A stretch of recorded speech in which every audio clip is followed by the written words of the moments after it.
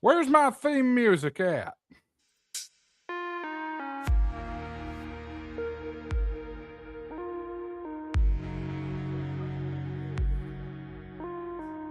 Oh, yeah. Oh, yeah. Good evening, everybody. We're getting ready to launch this thing good. 10 people already watching, sitting in the back room. I'm feeling goofy tonight, y'all. Forgive me. Get this thing shared out. Get as many people watching as you possibly can. We are going live. The best 2 hours in amateur radio YouTube. We'll see you in a couple minutes.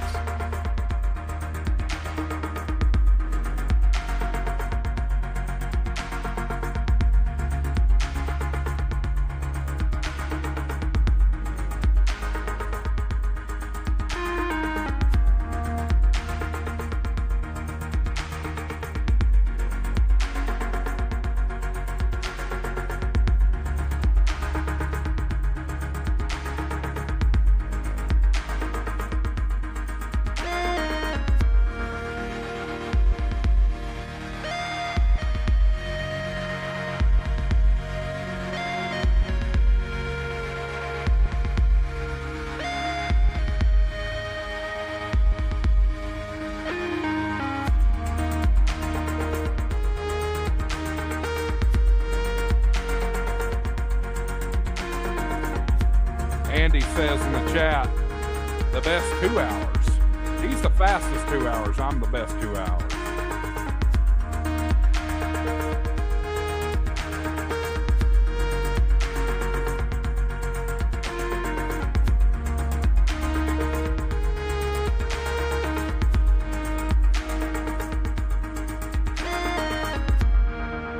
All right, we're getting ready to go. We're getting ready to go.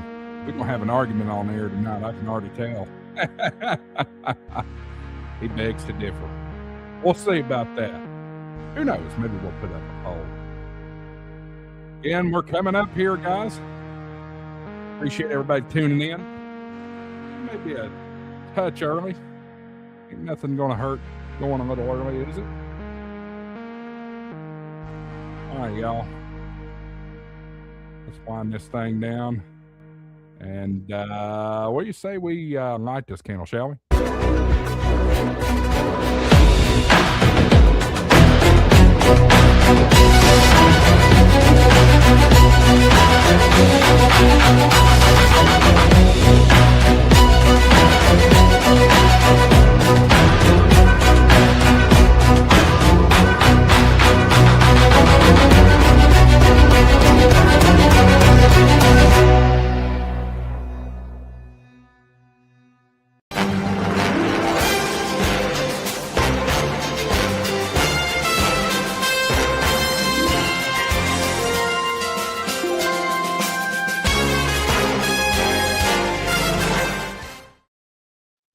I did it again. Shame on me. Turn that crap off. Here I am. Good evening, everybody. Welcome into HamShackTV Live. I'm your host, Josh, AA4WX. Hope everybody's doing all right. Hope you've had a great week. My cup is chroma keying out. That's all right, though. Y'all know this is all fake behind me. I haven't built a big old set or anything like that. But hey, we are live. No camera problems tonight because the Osmo is sitting there. The Sony's sitting around here somewhere. This is a brand new camera. We are employing the new OBSBot camera tonight, and it won't die. There's no way for it to die. So we're excited about that. Hope everybody's doing well. Tonight's episode is once again brought to you by our friends at Gigaparts. Folks, Gigaparts, if you're new here, you don't know how much I love Gigaparts. Folks that have been here, y'all know how much I love Gigaparts. What a great store. They've got a location there on University Avenue in Huntsville, Alabama, but huge online inventory there, gigaparts.com. You can use coupon code HamShackTV, get double rewards points, which I used some rewards points today. I ordered a new antenna. We'll talk more about the antenna situation here in a little while, but I used about 2,500 points and got about $15 off my order. So it works. But hey, double rewards points isn't enough. How about Gigaparts Rewards Plus? Get 4 times rewards points If you're a Gigaparts Rewards Plus member, get 60-day returns, you get an extended warranty, and you also get the malware antivirus bots. 50% off your first month of Gigaparts Rewards Plus. Use coupon code HamShackTV50, HamShackTV50. If I can get my fat hind end out of the way, you can see it there. My daughter's playing with the camera.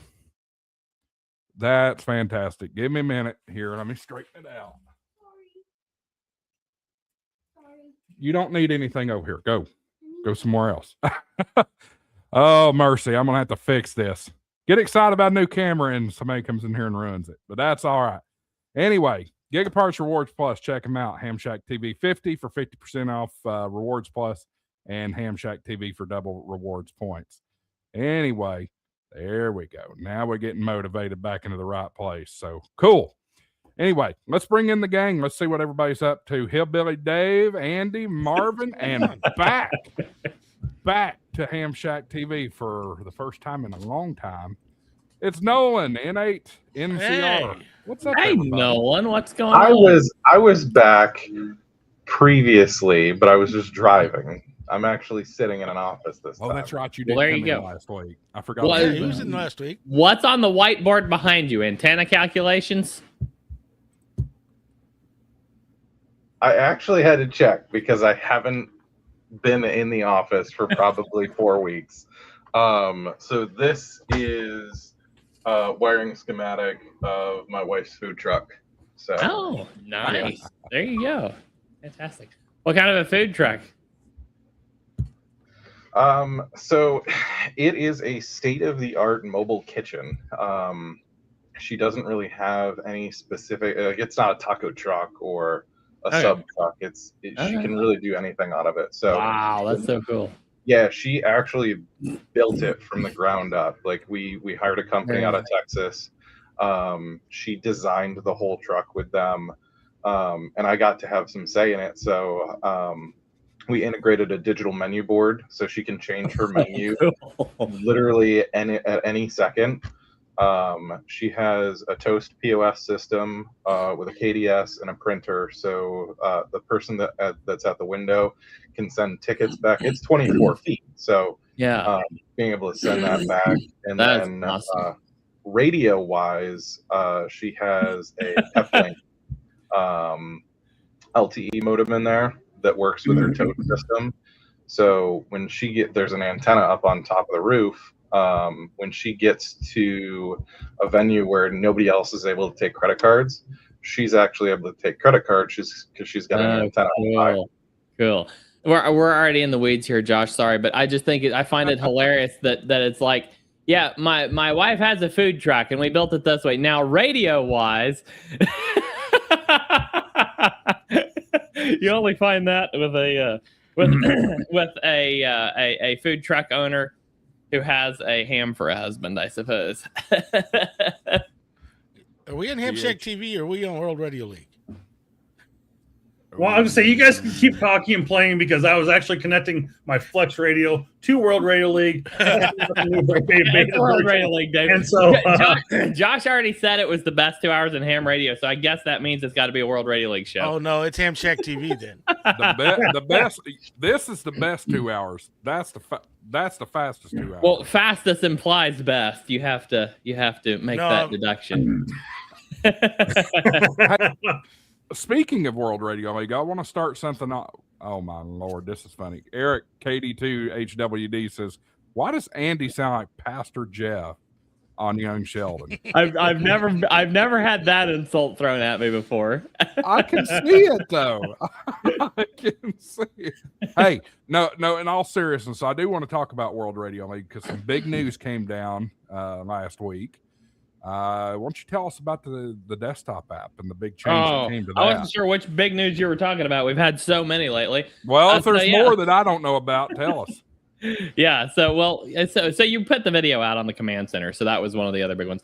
But yes, desktop app. We released desktop app version 0.0.7 last week. That has since been replaced with version 0.0.8. But what those versions have brought is cat control in the desktop app. it is. We went from having about kind of a mid to low level, kind of a mediocre experience on cat control to having, I kid you not, it is the best cat control experience I have ever had with any app. It is insanely good. It connects so fast and it is so responsive. It is absolutely incredible. And I mean, I have had 0 connection issues yet. It has just been spot on, beautiful the entire time. So that has been a lot of fun. And then with the 0.0.8 release, we fixed the issue that was holding up those Flex TCP connections. So if you have a Flex radio, be sure to update to 0.0.8, which we just released like yesterday or this morning. And that allows you to connect to your Flex radio. So yes, it has been so much fun working on that. We also just a side note, we also added in that release the ability to manually trigger an update of the POTA park reference database on your local device. So if there's like new parks that have been added and you want to make sure your data is up to date, you can manually trigger an update there. Yeah, it has been so awesome. But I'm telling you, go download 0.0.8. That is the best cat control experience. It is absolutely incredible. It is so fast, so responsive, and so fun to use. I've been off air for like I don't know how long, except for like an activation every great once in a while. I literally have been firing up my radio just about every day, making contacts. Just it's so fun. It's so fun. It's incredible. I will give a great testament to the new 0.0.8 version. I just tested that with the Flex a few minutes ago. He's right. It's super responsive. It's super quick. It looks super sharp. The digital it looks better. It looks way better. The digital image. We were joking yesterday. We were joking yesterday or today that we pulled up the old cat control app just to check something out with it or something. We were joking that it looks so 2025 because the new one looks so much better. It looks really, it is super cool. In fact, let's see. Can I even bring that up and share that real quick? Yeah, go for it, man. I haven't downloaded 8 yet, but I will say, yeah, 8's good. Everybody knows. 1 second. Everybody knows I run it through my win for Yesu through virtual. Yeah. Modes. And now I had a couple people reach out and tell me, wow, I can finally run 2 cat control apps at the same time, one of them being WRL. Now, I did not know that this was a thing so that was news to me. Oh no, Andy, that's exactly what I had told you about. Yeah. Because my win for Yesu, which is what I use to control my radio, is cat control. I run it through third-party virtual ports through there. Yeah. That was what I started helping Brad with at the beginning of this with cat control. Marvin, but I hate it is responsive there, but I think I found something, and I got to test. I think I found something. Go ahead. I mean, Marvin. I am moving my cursor. You can just see how quick it moves.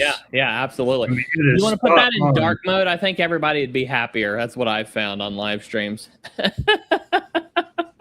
There you go. There we go.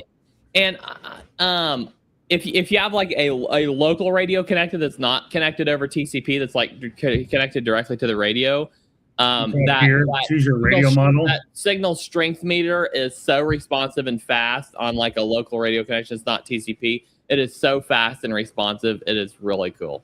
So yeah, I mean, like you just type in 991 or you search your radio model, and then now that you're connected to your Flex, go over there and go over to the logbooks page. Let me go back to that. Yeah. Make sure you're connected to it. There you go.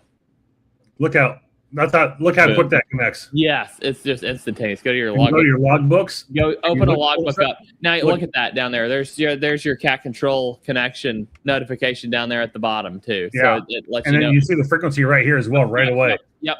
And yeah, dial around on your Flex. Watch that update in real time. Switch screens real quick. This is literally the updates that everybody has been waiting for. Oh, it's so awesome. It is so awesome. Well, yes, Dave, I took over. If everybody would have watched the stream Monday, they'd have known this. They didn't announce anything until Monday. I mean, that you can see how quick this thing is. I mean, I've just moved my cursor. I mean, it's just boom, done. Yeah, and There's 231, they made 200. a good point. We announced this Monday, but we did not have the flex working on Monday. So it's Right. thankfully we have this really good friend that lives up in far northern states that owns a flex radio, and he helped us out. I think you may have heard of him. He has this great podcast called the Ham Radio Guy podcast. Oh, yeah, I'll look him up sometime. Yeah, you do that. So, well, cool. So glad. no, Everybody, Andy, it's you know what? It's one of those things that I'm glad to be able to help you guys out with that. Oh, and yeah. That was put that awesome. together. I mean, there's a lot of users out there, and I think we're just trying to push more people to use it. And I, obviously running the Mac side and the Flex side, as that's kind of my baby platform that I really love pushing on every angle I can. So get more people to use it. It's really great, and it's been. I mean, I think the thing is about your guys' platform is that you are Linux, Windows, and Mac all together, and you can run whatever radio you want from it. And it works out really great. So yeah, that's absolutely right. Motor Power makes a good point here. Double click a POTA spot, and your rig will just jump straight to that frequency. Yes, it is really cool. So yeah, absolutely. all right, we got to hang it up. Pepe's mad. Come on, Pepe. You know you like us. You know you love us. You came and we got a picture together at Hamvention. Well, and then even to that point, WECB 640. I do hope we talk about antennas. I'm here for the math, modeling, and Smith charts. You came Wrong to the wrong channel. stream. I was say, I hope you're going over to Smoke and Ape, and he's the guy who knows every bit of those things. I think he's phenomenal. If we want technical questions answered, he's actually the person to do it. Oh yeah, Hollywood is the man when it comes to that stuff. Absolutely, he is. Yeah, he's very good. So we may be able to discuss some of that, but I don't think I'll be honest. I'm not the one that to dig deep. I barely got my extra. I don't know a thing about Smith. No, I'm kidding. It wasn't that bad, but Marvin knows. He was one of my administering VEs. You're one of the newest people. You should know that stuff inside and out on your extra exam. That's what are you talking about, Andy? Give me a break. Prep and Paul's in the chat. Good Hey, to Paul. see Prep and Paul. Paul, have you hunted any good POTAs lately with your CW key? Paul, you know where to find the link if you want to come on. You're always welcome. Yeah. Ham KJ5 says, I'm here for the free food. Well, good. We've got a food truck owner right down there. Nolan, you giving free food away?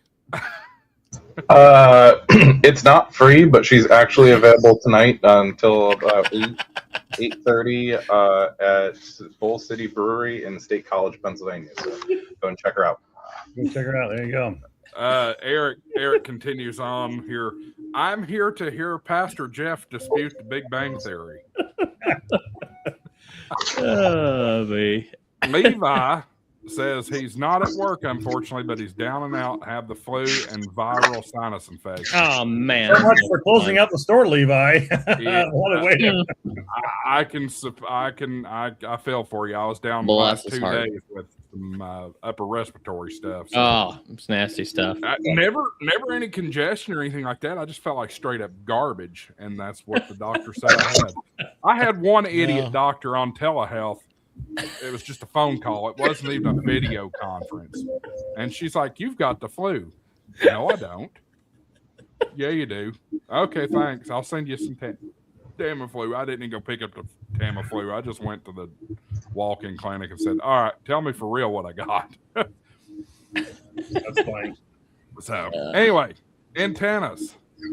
By the way, folks, channel donation super chats are available. It's in the month strong. You know how to do that, the little flashing green icon down next to your chat. Let's talk antennas, because it's funny how antennas has came up as the topic of discussion tonight. A minimal windstorm took down my J-pole, completely broke it. I won't say completely. Background? I don't know. I hear it. I hear it too. I got some Yahoo mowing in the background here. Tell them to stop mowing. It's HamShackTV time. You should be watching. I can't. I don't have any. It's all good. Anyway, a minimal windstorm a couple nights ago took a tree limb down, and it hit my coax and broke. It basically killed my J-pole finally. So it's time for a new antenna. I've already ordered my replacement. A lot of people have said, well, just solder the connector, but the SO239 connector back on there. And that's fine and all, but it's time for something new because the SWR is getting wonky on it anyway. Yeah. So what I selected, and we'll be here in a couple of days. Thank you, Levi. I'll pull up the audio just a little bit. That's interesting that I'm low for once. Usually I'm hot. What I selected was the Comet GP15. Anybody here with experience with that one? No, I've got the diamond. I've got the diamond equivalents to it. So I have the GP9. Mm-hmm. I have the 9. I have the GP3. What's the 15? Is that shorter? I believe it is. Give me a second. I'll pull up the website and we'll compare them. You got parts. All right. I have the GP9 and I freaking love it.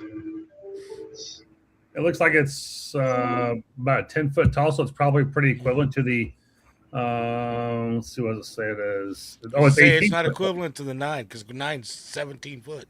No, I was thinking the Diamond X300, but that's I think it's the 700. This would be equivalent to the Diamond X700. So because the 300 is only 10 foot tall, this one's like 18 foot tall. So yeah, GP9 is 17 foot.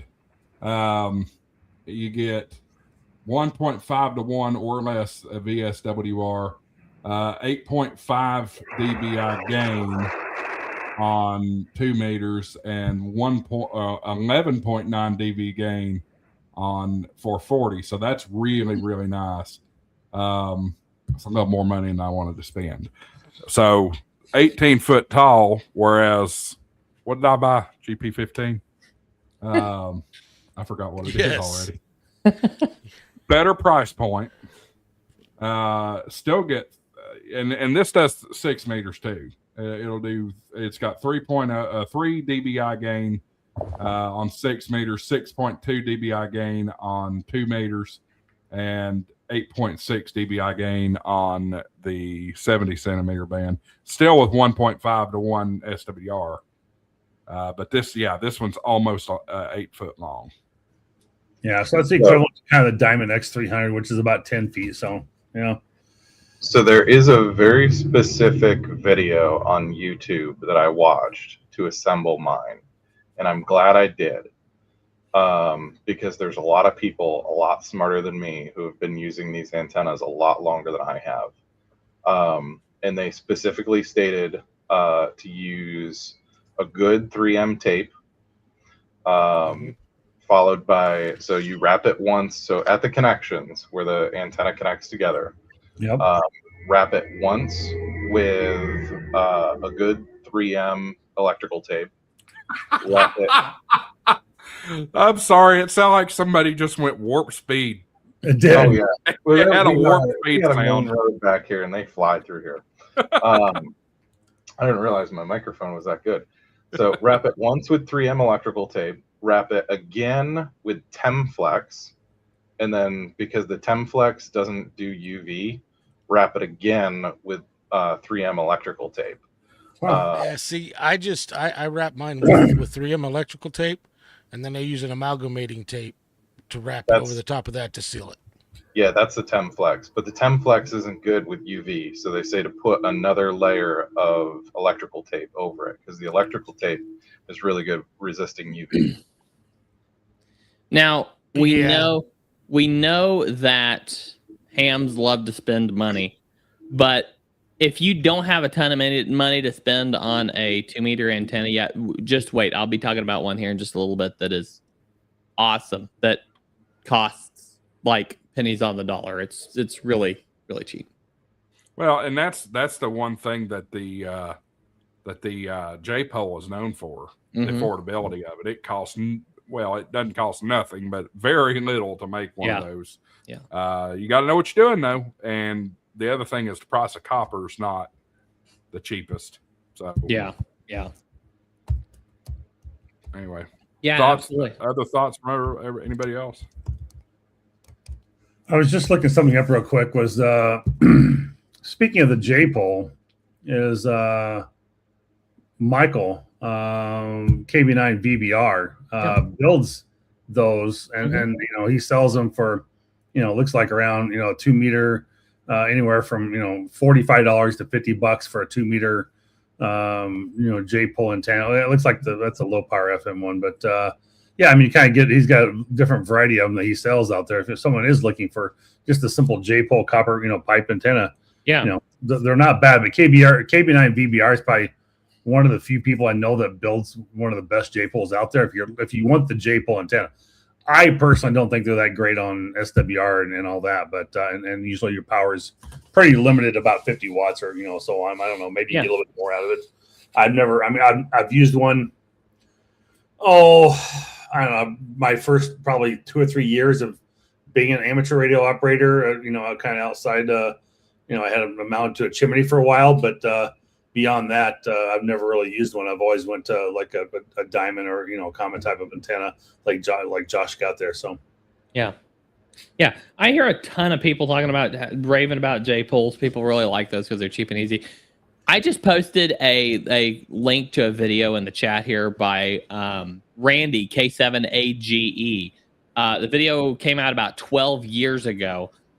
It is the best video for a brand new amateur radio operator to watch because it shows you exactly how to build a quarter wave vertical antenna for 2 meters. And that thing is so cheap, so easy to build. It takes almost 0 parts. Well, not, almost 0. It's probably like, I think altogether, let's see here. I think altogether the antenna itself takes basically 3 parts and some solder, maybe 4 parts and some solder. Wow. And it is so simple, so easy, and a really fun build. And I mean, that was my only antenna for quite a while, and as far as mounted at the home station, and it performed exceptionally well. It did really good for the repeaters in my area. It did. Granted, I do have some really good repeaters close, but it did really good. It was a really good antenna. Someone bringing that. Oh, sorry. I want to build another one because I haven't. I knocked it down and kind of destroyed it, but they're really easy to build. So I want to build another one at some point. Yeah. So Bricker House brings in a good point. I want to get the headphone antenna. If you really want like a portable, if you want to travel and you're in a hotel room or something like that, or you want to just put a quick get together with a 2 meter antenna, I take one of these headphone antennas, or maybe it's N9. Jason K4CK tells me about N9 TAX. I think is what the other J pole mounts. I think that's the right one. Anyway, he's got antennas you can mount on the house. Oh yeah, but he's got the roll up one too. I mean, and just bringing that people's attention, like it's great for portable operations. I will take a 32-foot pole during a field day, and I will literally tie one of those roll up J poles to the top of that 32-foot and use that as my repeater local talk around. From the trailer during field day operations. And that's one of my favorite things to do is be able to use that antenna. I get that once a year, test to make sure everything's still good. It's still working well. And so I like the roll up from that standpoint. And it's great for, it's always in my truck, 99 times, every 99% of the time it's in my truck, unless I have to, move something big or take it out. But typically I don't. I know guys that actually have the roll up set up at the house too. Permanent. Right there it is. It's not showing the most perfect on the internet. edsantennas.weebly.com. DBJ1, which is VHF and UHF for $55. It's not a bad price. You can see how he's got it mounted to the gable there. Why am I holding my microphone like I'm a boxing referee or something? Yeah, N9TAX is the other one that does a roll-up J-pole. That's he does a really slim Jim antenna, and that's those are right there. I think the DBJ2, the roll-up J-pole. Yeah, he does a roll-up J-pole. Ed Fong does one, and so does N9TAX. So they're two different ones completely, as far as I know. Yeah, Ed Fong he makes multiple different antennas, so he doesn't just do the roll-up. Yeah. So POTA Power also keeps bringing up this Yellow Jacket 46. I want to see what that is. Yeah, I'm not familiar with that one. I've not heard that before. Look it up. And folks, we'll talk about HF here later on. I definitely don't want to leave HF out on this. Was it the Yellow Jacket 46? Is that right? Yellow Jacket 46. That's right. Yeah. You should listen to POTA Power. I hear they're pretty good with radios. Yeah. Nah, they're wannabes. Julie's not in the chat, so I'll get away with that one. Oh, she is. Oh, I'm sure. I Yeah, haven't seen her they're name. I see Vaughn, but I haven't seen Julie's name. oh, you guarantee she's there She's under somewhere. her zone. Oh, it's a cubicle quad.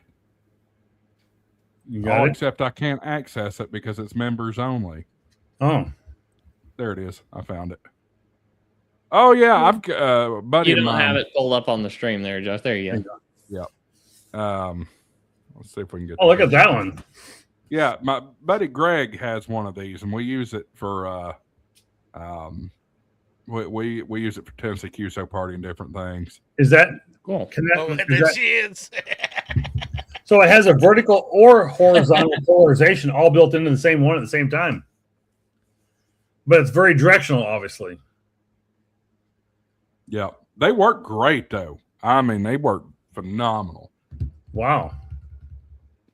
48 inch boom with a 52 inch turn radius. Low SWR, so that doesn't really tell you much. It's low SWR. Yeah. But I mean, I guess if you're running 500 watts on VHF or UHF, this is fantastic. But Well, Why am I not using that for satellite work? That's exactly where I went, Nolan, with that one. look I at just this. got an M2 Leo pack that'll be here tomorrow. Wait, what's today? Is today Friday? 28. That thing right- Thursday. that- Yeah, I that got thing an right M2 there Leo looks pack mean. that'll be here tomorrow. Oh, I do. These are awesome antennas, but I do want to remind the new ham watching that the quarter wave ground plane I mentioned can be built for like 10 or 12 bucks. So you don't need to go drop, $200, $300 on an antenna to get on the air on 2 meters the first time. Oh, So yeah, you do. Ricker I want that antenna. You can use Look, it. look at Andy first trying time. not to be a I said the first gatekeeper, time. but if it I said the trying first not to be trying not to be a gatekeeper with the antennas, but you bring up CW and he'll tell everybody that's when he turns into a That's gatekeeper. the only mode. thing. That's the Yeah, only see, here real comes the mode of gatekeeper. CW. Here comes the gatekeeper. All right. Speaking of which, Andy, why don't you talk to us about that ground plane? You got any examples? to Yeah, show us? it's you take a chunk of copper wire. It's like I can't remember what gauge copper wire it is. I'd have to watch the video again. It's just a heavy gauge copper wire, and you cut it into 5 roughly equal sections. Take one of those panel mount PL259 connectors, and in the center pin of the PL259 connector, you solder your vertical, and then on the four panel mount screw holes on the flange of the PL259 mount or adapter, you solder the 4 radials, and that's it. I mean, it drops perfectly into a 3/4 inch PVC pipe, so you just drop that in and run your coax down through a section of PVC pipe and just pipe clamp it to your tower, or bolt it onto the side of something, whatever you want to do, and it works brilliantly. It's really awesome. It's really incredible. And if you want to cover what I did is I wanted to cover the connector up so it didn't get a bunch of rain right on the connector. So I just put literally just like a soda pop bottle lid and put a little hole in it and slid it down over that vertical spike, and I put a little bit of hot glue on it. I can actually show you. Let's see if I can find a good image of this in this video here. Let me share my screen quick. This is really an awesome. And also, this video it explains it really, really well too. So, if you're wanting to he does a really, really good job of explaining how to build it. So let's see. Yeah, right there. You can kind of see it right there. That's kind of what it looks like from the bottom. I don't know if he has any better pictures of it. Yes, while he's building it.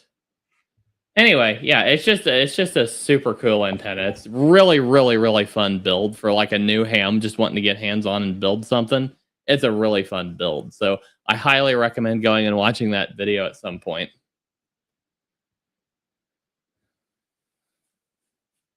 By the way, Josh, since you didn't respond, I guess I still have the floor here.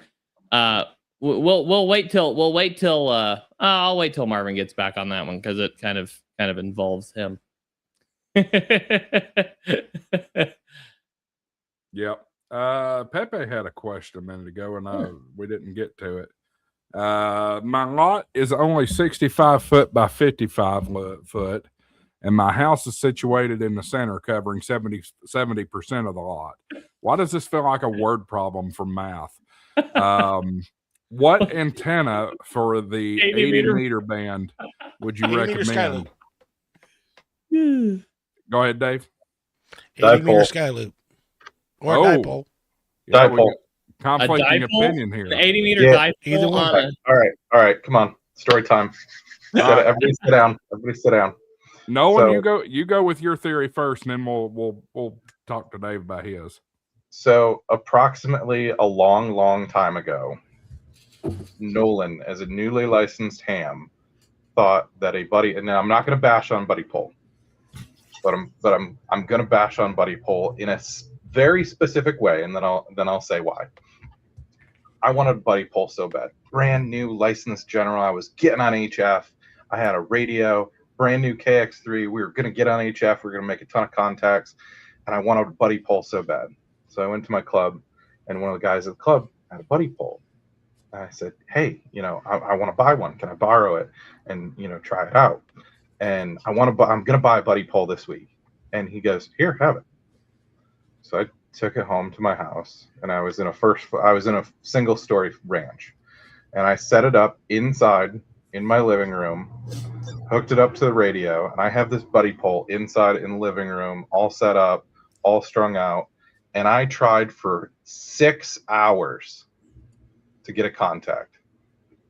Next ham meeting, we're there, and I bring the thing, and I go, this thing is a piece of garbage. I got no contact. I made one contact the whole time, and it was some guy down the road. And he goes, well, I gave it to you, and I knew you were going to fail, because the only thing that you need is wire in the air. And it was that lesson that has stuck with me for my entire life. It doesn't matter how much money you throw at an antenna. The best antenna that you're going to get is the one that you have in your hand. And the best way to do it is get as much wire as high up in the air as possible. And that has been what I have lived with for my entire career as a ham radio operator. And that is what has helped me the most, is get as much wire as I have as high up in the air. And that's why I say dipole. Yes. Listen to him. Now, hang on a minute. You're talking wire. A sky loop is wire, Nolan. And I'll guarantee you the receive will be better on a sky loop than the dipole. But I got to figure out if he's got enough room on a 65 to 55 foot lot to put a sky I will loop give up. you that. You can add more things to improve your receive, to improve your sensitivity, to improve your selectivity. But if you have a tuned dipole, nothing is going to be cheaper, quicker, and faster than a tuned dipole to the band that you're looking at. You can add balance. That's the next thing that I would add. You can you can fold it, you can V it to change the radiation pattern. But if you're looking for a general antenna with a decent all around, what's the word I'm looking for? Pattern, dipole. Yeah, but to do an 80 meter dipole, you got to have 134 foot. Yeah. So I don't know. I don't know if his 65 by 55 foot lot would give him the space to put a dipole up. He's actually probably off just a little bit, even for a sky loop, because he can put the sky loop up in a square configuration on the corners of his lot. But you could just run it either at an angle across the lot, depending how the house is sitting, and get it something across there. Or he said the house takes up 70% of the lot. Well, then you also have the ability to be able to run it. Just run it, go down to like 67 feet and do like 40 meters, and you're kind of limiting yourself off of 80, but 75 and 80. But I mean, you could still do 67 feet across there for sure. I personally, when you come into that type of, I know a lot of people will laugh at me, but I've had really good luck with the verticals and like the Hustler, 6B or 5B antennas. Those little Hustler antennas, the verticals, do really well. Yeah, they're not cheap though. They're not cheap. The voice of wisdom is here. Yes, I know, because I have a 6B TV in the backyard. But you know what? They work great, but the noise floor and the receive, you're not going to touch what a sky loop would do. Well, honestly, though, somebody brought up in the chat a minute ago, what about a DX Commander? I love my DX Commander. Vertical, right? I make contacts all over the world with my DX Commander. Yeah. It all depends on what pattern you want to present and how selective you want to be. If I have 80 meter Yagi, I'm going to be really selective and I'm going to be really directive, but I can't hear everybody around me. Yeah. If I have an 80 meter dipole, I'm going to be able to hear everybody around me, so I'm not going to be able to pick faint stations out. So it all depends on what application you're really trying for. If you're doing POTA, if you're a POTA hunter, you're going to need the 80 meter Yagi. If you're just making DX contacts, G5RV is going to be great. Well, like Prep Pan Paul said, my 6B TV, Hustler is a fly gun, works great. Add your radios, 2 chokes, and noise is less than my wire. And that was my experience too. When you said your noise was more, Dave, I was kind of shocked by that because it also depends on your environment you're in. True. Yep. Because I put a wire up, and my wires in my neighborhood are quieter than a vertical. Huh. For those that aren't familiar with what a DX Commander looks like, that's it right there. You want to talk about a smart man with antennas? That man right there. Right there, yeah. The other thing is, okay, so somebody had mentioned, who was it? Said vertical has low takeoff. Vertical has low takeoff. So yeah, if you're high up on a mountain, you're going to want a low takeoff. But if you're down in a valley, you may need a higher takeoff angle. No, that low takeoff angle makes it better for DX. That's why my vertical. It's easier for me to get longer distance contacts than it is close with my 6B TV. The theory that I've always been taught is, if you're not worried about talking around the world, a wire of a horizontal antenna. If you want to talk around the world a lot easier, you want a vertical. That's the school of thought I've always been taught. Actually, Bricker brought up a good point on his 65-foot lot. If he did an inverted V, he could definitely do 80 meters on it. Yeah. Inverted V, or even a folded dipole. Or an inverted L. Yeah. True. Oh. You know what? I'm going to say it depends. It really does. It depends on. The old adage of you ask 5 amateur radio operators, you're going to get 5 different answers. And the old answers depends, and I mean that's exactly what we're providing here. I think as kind of Dave said, it and even Nolan is like, it all depends on your environment, what your situation is. You got how much you have. Well, how much? Well, that may be too, but you just kind of got to figure out what's going to work out best for you. I mean, it's not a black and white a situation for every time. It's always a very gray matter of what's going to work for everybody. There is, it's not like it's like the military. It's not for everybody. You got to figure out what antenna. I may like the Palomar engineering antennas, and someone else may have it and go, "This thing is absolutely just crap. I'd rather have a radio waves antenna, or I'd rather have a drawing a blank on one of the other big ones that DX sells even, but different antennas will work better for different people. So thing is, there is one thing I do agree with Nolan about. All you need is a wire. Yeah. If you don't want to spend money, you can get you a Balun, and you can build just about anything. That's why I was trying to figure out the distance for that sky loop. Because you get a sky loop up in the air, I'm telling you, if you got the room to build one, Nolan, build one. You'll see the difference between a dipole and a sky loop. You've got property. Yeah. One thing I never realized for the longest time is every antenna, it doesn't matter how much money you have into this antenna. You could have $25 million into an antenna. Every antenna is a compromise. Yep. If you've spent $25 million on an antenna, you have a problem.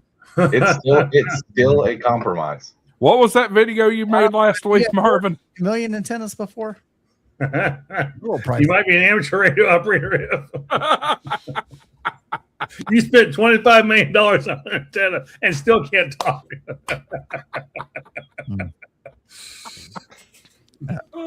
Exactly, Chris. It's what they ultimately want to do. But I mean, you got to take in a lot of factors. You got to take in your environment. What antenna is going to get rid of your noise floor better? I mean, you put an antenna up and you got an S9 noise floor all day long, you're not going to have fun. The antenna might be great, but the environment, that might not be the antenna for that environment. I do want to say this because as many years as I've been in amateur radio, every time I turn around, you get some very opinionated people telling you what you should do. And I think Dave just hit the nail right on the head there. You know, you got to look at what you're wanting to do in the environment you're going to operate in. And when somebody comes in and tells you a vertical antenna sucks, ask them why and ask them to actually prove that to you, show you, explain it to you, because I guarantee you they won't, because all they're doing is regurgitating something they heard from a YouTuber. And that's why I said that I was going to pass on Buddy Pole. But, finishing the story, Buddy Pole is a great antenna for very specific situations. If you're hiking up the top of a mountain or if you're on, a beach somewhere, it's a great antenna. That reminds me, if they heard it from a YouTuber, that is a great time to remind everybody that K8MRD is wrong.com. Well, like Tim said, I'm not saying that KMRD is wrong. I'm just saying there's a website out there that says K8MRD is wrong. Fair. Yes. But lodge all complaints with K8MRD at iCloud.net. Exactly. But like Tim was saying, I hear it all the time. Verticals, that's a lousy antenna. Mm-hmm. I got a 6B TV in my yard, and everybody, you have to have radios. I got the ground where I've got one radio on it with my yard the way it could go, and it's not a very long radio. But my ground composition here allows me to get away with that, and I've talked all over the world on my antenna. So, no, and actually, I think verticals are better for DX. I really do. You wanna look at antennas? Go to k3lr.com. You'll see some antennas. No, if I had the property, I'd have me 160 meter loop up. But you gotta have property like Don's got. Well, Paul says vertical is allowed. Question mark. My 7,000 QSOs are say different. I'll tell you exactly, Paul. My 12,000 QSOs on my ultimately super compromised ATOS antenna says otherwise. It is what it is. The reality is if you don't get out there and push the talk button and say something, you get out there and press the pickles. George would say every antenna is lousy unless you're using it. Oh, there you go. Well, that's just like everybody says you can't do stuff in an HOA. Paul has a 6B TV. He's in an HOA. He's got a flag at the top of the 6B TV. That's right. So it's just a flagpole. And speaking of HOAs, write your 2 state senators and let them know to pass SB. I'll get the number for you, but the bill to allow antennas in HOAs. Well, on top of that, here in Indiana, we've actually written legislation locally to do it. And we had the young man that helped put that together. He was a high school kid and worked with his local state senator. and got that passed through here in Indiana, where the homeowners association can't start. It is. It's a start, right? So while we're waiting for the federal Congress to Yes. pull their S heads out of their ears. 459, Bill 459 in the Senate, and HR 1094. Hey, correct me if I'm wrong, Tim. I don't live in Indiana, but what I read in it, if they already have those rules in the HOA covenants banning it, Yeah. they do not have to follow the law. That kind of. So if they do anything to modify the HOA's rules in any way, shape, or form, then they have to come out. Oh, okay. So if they do something regarding lawn care or something like that, Exactly. it's going to be So removed. in other words, That's what awesome. you need to do if you're in Indiana in your HOA, you need to do something really, really stupid that the HOA rules never addressed. And then when they pass the new rule to address that, then you can put your antennas up. That's pretty much on. So is Pepe and Levi speaking in German in the chat? Is that what I'm reading? I think so. Yeah, sure enough. Dutch. Dutch? I don't know. Or get on your HOA board. That's exactly right. Yeah. That's another one too. Yeah, and I know like TN07 sells a nice little, kind of a low profile antenna as well for HOAs. I think it's called the HOA antenna. And, there's just so many different ones out there. I mean, it's just, how many can say we have probably 10 or more different antennas? I mean, I know I can. There more. Well, I'm talking about like HF or 2 meter 440 antennas combined. I mean, I've got Probably likely, yeah. If I'm they're real if close, they're like them. I lost Are we count. counting portable antennas? Yeah, I mean, you can make them portable, you can make them house, whatever you want. How many of y'all have more CW keys than antennas? That's the real question. Here it Does comes. it- Here comes the Pretty gatekeeping. sure I do. does the antennas count if they're broken? No, they have to be working. have to be working No, antennas. I don't have more than 10 then. I have more CW and keys than I have. Well, I don't know. They're about the same, and I still don't know CW. But Tim, come on, man. they're Either pretty. learn CW or you can always. My address is 243 Tower. No, I'm kidding. But no, come on. It's not that hard. Just put in the time, learn CW. Wow. Out the count I night need show. to take. See, Oh, here, I Eddie, told you was that what you're gatekeeping. doing? Look at this here. Morgan says, all in, I have 15 here. And Yeah. Taylor, Those If I had the All property- installed and mounted. Oh yeah, if I had the property, I'd have an antenna farm. Yeah. Well, the reality is, I think Marvin mentioned it earlier when I got in. Have a couple different antennas. Have a vertical. Have a sloper Right. or a wire. Give yourself some options, even if you're running them dipoles a couple different directions. Some antennas, depending on where you're at, could be a little bit more noisy, and that's vertical antennas are they're branded as noisy because most noise happens in the vertical plane, right? Yep. That's why they pick them up more. Where a horizontal antenna, it's less surface area that signal can hit for a horizontally or a vertically polarized signal. So yes, vertical antennas can be a little bit noisier, but in my case, I'm out in the sticks. So unless you're in an urban, city environment, probably not a big deal. So I was out in the kind of the woods as well. I mean, I had several houses near me or around me, but the nice thing is I had 2 connections on the back of my radio, and they're both HF. And so I could plug in the vertical to one, and I could plug in the dipole to the other.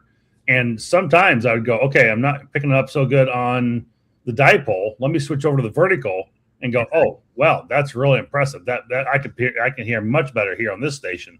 So it can make a difference, and it's really good to have the ability to be able to switch those, or find some type of antenna switch. I mean, even if the old Delta switch, you have to do the old flip of the manual switch to do it, but it's well worth it to have different types of antennas to be able to accommodate your system. And and weather and everything else. And Speaking of, your noisier antennas are going to be more wide band, so you'll be able to use them on more bands than just, say, a 20-meter dipole or a 20-meter Yagi. Right. yeah, and speaking of different antennas, Levi has an excellent question that I'm actually really interested to hear your all's opinion on. Okay. Relatively high noise floor, butternut 9-band vertical, or hex beam on a 40-foot tower. I actually looked at these butternuts from DX Engineering when I was at Dayton, and this close. Hex This beam, close. Both. 100% I'd hex do beam. both. Yeah, if you can put the hex beam up on a 40-foot tower, Go all that's what day I would long. do. Yep. So your hex beam is going to be more directional, which you'll actually spin the thing around, and you'll point in one direction and you'll see a high noise, and you'll spin the other way and it'll be low noise. And then you can actually identify where your noise is coming from, hopefully. But Yeah. Wow, that butternut's cool. yeah, the butternut's a really cool antenna. Whoa, But it really hurts the pocketbook too. So yeah, it does. Hey, When it comes talking we're about not these here to hex, discourage people, Andy. what's that, We're Tim? not here to discourage people. No. we don't know how deep people's pockets are. Come on, people, Okay. super chat. That's right. I knew you'd get it in there. Yep. But to that point, talking about hex beam, it is my belief that you do not want to put a buddy hex on a 40-foot tower and expect it to stay. No. The Wow. Buddy Hex is a very Ran Andy temporary, off. Yes. portable setup. It's not meant to be long term that I'm aware of. You want something like the KIO hex VH beam or the VHQ VHX hex. something like that. Yes, those Yeah. Radio those are your much waves. more long term ones. I love my hex beam. I've done a lot of working of DX stations, and in fact, all of the winter field day Bolton came off that off the hex beam, and it's been wonderful for me. I love it. I mean, mine's up. True. I'm 1,100 foot up in the air, way up on a hillside, but it's only about 25 feet up in the air, maybe between 20 and 25 feet up in the air. So, I mean, it's not way up in the air, but it still does a very good job. And I've been very impressed with it. I mean, it's so well worth it. So If Chris would ever Morgan's got email me Morgan's back, got a good I'm point. ready to buy a buddy hex. Wink, You wink. could build a hex beam for less than $500 yourself. And Yeah. there are a lot of schematics out there on the internet for it. Here's your See, Tim, you ran Andy off. see, you can do like the KIO hex beam though, and it's one of those things where you can like buy, let's say, just a 20-meter band to start, and then you can buy each additional band down the road if you wanted to just kind of start low cost, low entry, and work one band out, because it goes from 6 to 20, and I don't know, it's a nice low cost entry way to go, but it's very durable. I mean, there's one day a year I don't have wind on my hill, and so far it's held up for years. I think I'm probably say by the middle of June it'll be up for 1 year, and it's held up very well. Here's So, your butternut for those out there that don't know what a butternut looks like. This thing is huge. I mean, huge. It's 26 foot tall. So Keep in mind, the more Yeah. bands you add, the noisier the antenna is going to be. Hey, Josh, the yes, 6B TV is 27 foot. yeah, that's right. Yep. That's really not that big. That's 10 meters or less. Just get Mm-hmm. a 40 through 10 end-fed half wave and a G90. It will solve all of your problems. No, I'm kidding. Yeah. If I were to do a hex beam, and I have no affiliation, but I would probably do a VHQ hex. I looked at those real hard too. Hollywood's got a perfect deal here. Define your target that you want to work. Select several designs that will fulfill number one. Pick one that fits your space and budget. That's I love that. exactly that's I love perfect. that is the whole show in one sentence. Well, 3. All right, Thanks guys. for watching, everybody. Good night. Totally. But see, and The problem is, all of us have already done that. We're here for antenna number 6 by now. So Yeah. Hey, Hollywood, you're not helping the stream out. We're supposed to stream for at least 2 hours. You're killing the content, buddy. Love you, No, Hollywood. I mean that's kind of what we've been saying. Even with all these different different deals, and like Tim said, and I alluded to earlier as well. You've got to assess your personal setup, your situation, your environment, and figure out what you want to do. Don't let anybody tell you what you have to use. Oh, I got a fun exercise. Let's do this real quick. Go around the table, one at a time. What was your first antenna? And I'll start. HF or VHF? Your first antenna. Doesn't matter. My first antenna was a piece of coax with the shield pulled back halfway. That was my first antenna. That's awesome. It was a 2 meter dipole. I love that. It was a coax antenna. Next up. I'll go. I had a radio waves 10 through 80 meter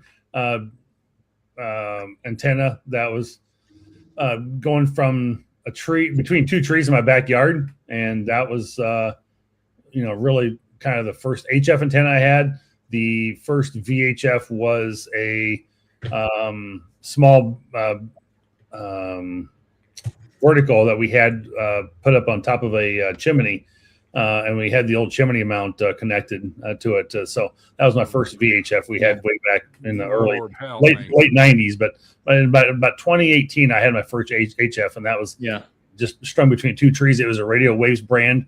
Held up really well for a lot of years, but then it kind of started rusting and issues with SWR issues with it. But real quick, speaking of that, before we go to the next person, I wanted this. Sorry, no super chats for the next 2 months. We'll all say there you go. That was pretty good. Only if you buy me one. I'll go real quick. My first non-HT antenna, and non-GMRS, because I was into GMRS before in the ham radio, but would have probably been that quarter wave ground plane that I was talking about. So yeah, homebrew. It's fun. Well, my first antennas actually weren't even in the amateur radio world. Wow, Andy keeps running away. I said what I got to say, and I'm out. Drop the mic. I built an 11 meter dipole, and I had an Antron 99. Those, and I did them at the same time. Those were my first antennas. You talking radio? That was my first. Not counting the HTs that I had back in the 70s. And I guarantee you, every one of these stories, it worked and it got us on the air, and that's what's important. And we learned something from it. Yeah. So I my first UHF VH antenna for base for home was actually from Michael KB9 VBR and the copper J poles that he used to make 10, 12 years ago. I don't know if he still makes those or not, but those were the go-to. Those were the rage for all the cool kids to get on the air locally. And then that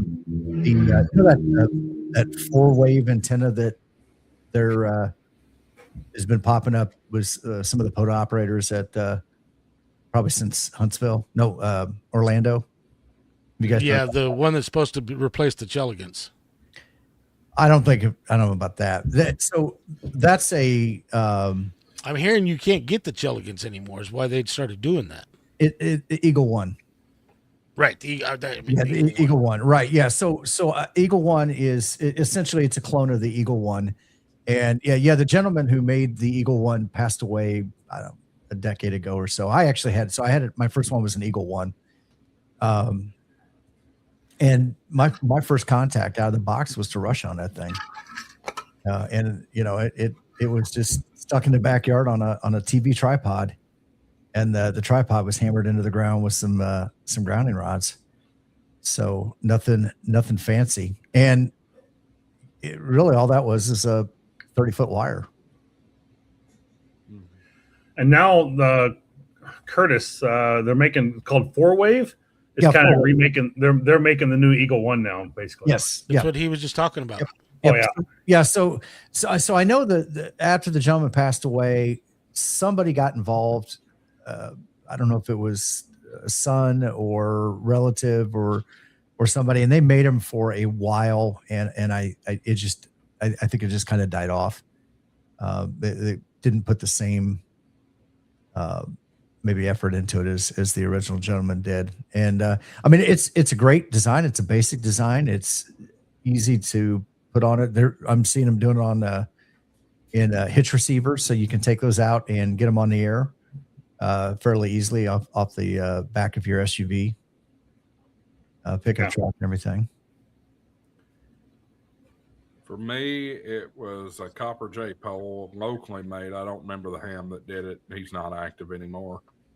I remember where he lived, though. Can't remember his call sign.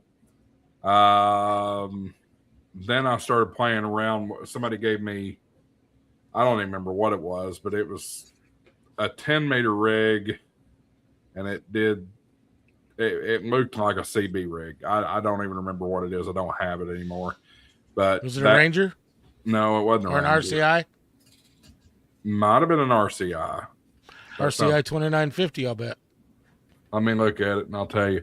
But anyway, that prompted me to buy an A99, and I never made one single contact on that radio. I think it was busted. RCI what? 2950 or 2970. 2950 is 50 watts, and the 70 is a 70-watt radio. Interesting. Neither one of these look familiar. Well, they've changed it, so depending on when you got it, they've actually changed the RCI some.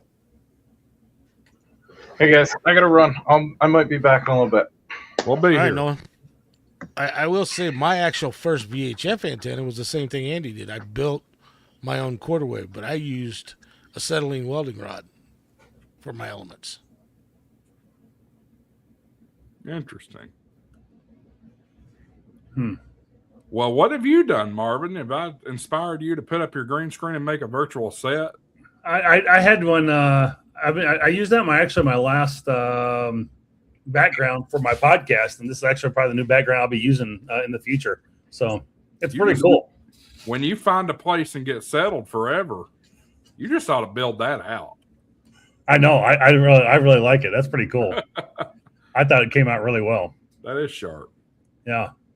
So that's my new background for the podcast. So I figured I'd throw it on here. Why not? It's better than a white wall room in the back. So Right. Oh, you know what? Chris brought up one. It probably might have been an HR 2510. HR 2510.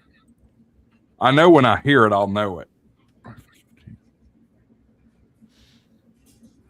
Because they're quote unquote import radios that were only supposed to be 10 meter. That might have been it.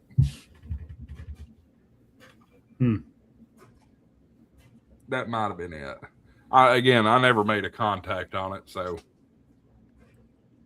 I think I played with that thing for probably 3 or 4 months and finally said phooey on it. It's a waste of time. So let's go around. So we've kind of talked about HF antennas in a kind of our 2 meter 440 antenna range a little bit, but kind of what is your favorite portable? I know, Josh, you're not too much on the portable operation side of going doing POTA, but the rest of us do. Kind of what is your favorite like outside portable antenna to go operate with? Either just maybe portable operations, or I guess you could also include field day with that. Or, maybe I know we're going to be talking in a future episode talking about field day, but I don't think we'll really be talking about antennas for that. So maybe we can incorporate that into this a little bit as well. But, what is your favorite field day antenna? I'm going to go with you, Dave, or field day or portable antenna, Dave. Oh, you go first. I like wire antennas and stuff, but I would say my favorite antenna is my alpha antenna Hextenna. I can use it in dipole configurations. I can use it in a vertical configuration. I can use it in a delta loop configuration. And it just, the antenna, I can have it up in less than 5 minutes in just about any one of the configurations. And it'll hold, if I wanted to carry a full legal limit amp with me, it'll actually accept it. But that is definitely my favorite portable antenna. And we actually used it on our GOTA station last year on field day. Very nice. Real quick, we've talked about this guy before, AI4NW, produced some great hats over on Etsy channel. Go check him out. Love his hats. I don't have it in front of me. It's in my other place, but talking about a TW antenna. My brother has one of these TW antennas. They're not cheap. They're like nearly $1,000. He says, I freaking love it. I'm the only one who knows who has one. And my brother does too. And he absolutely loves it. He's made some great contacts on it. And it's really portable, easy to set up and use. And it's pretty slick. So that is a really nice antenna to use as well. Tim, your turn.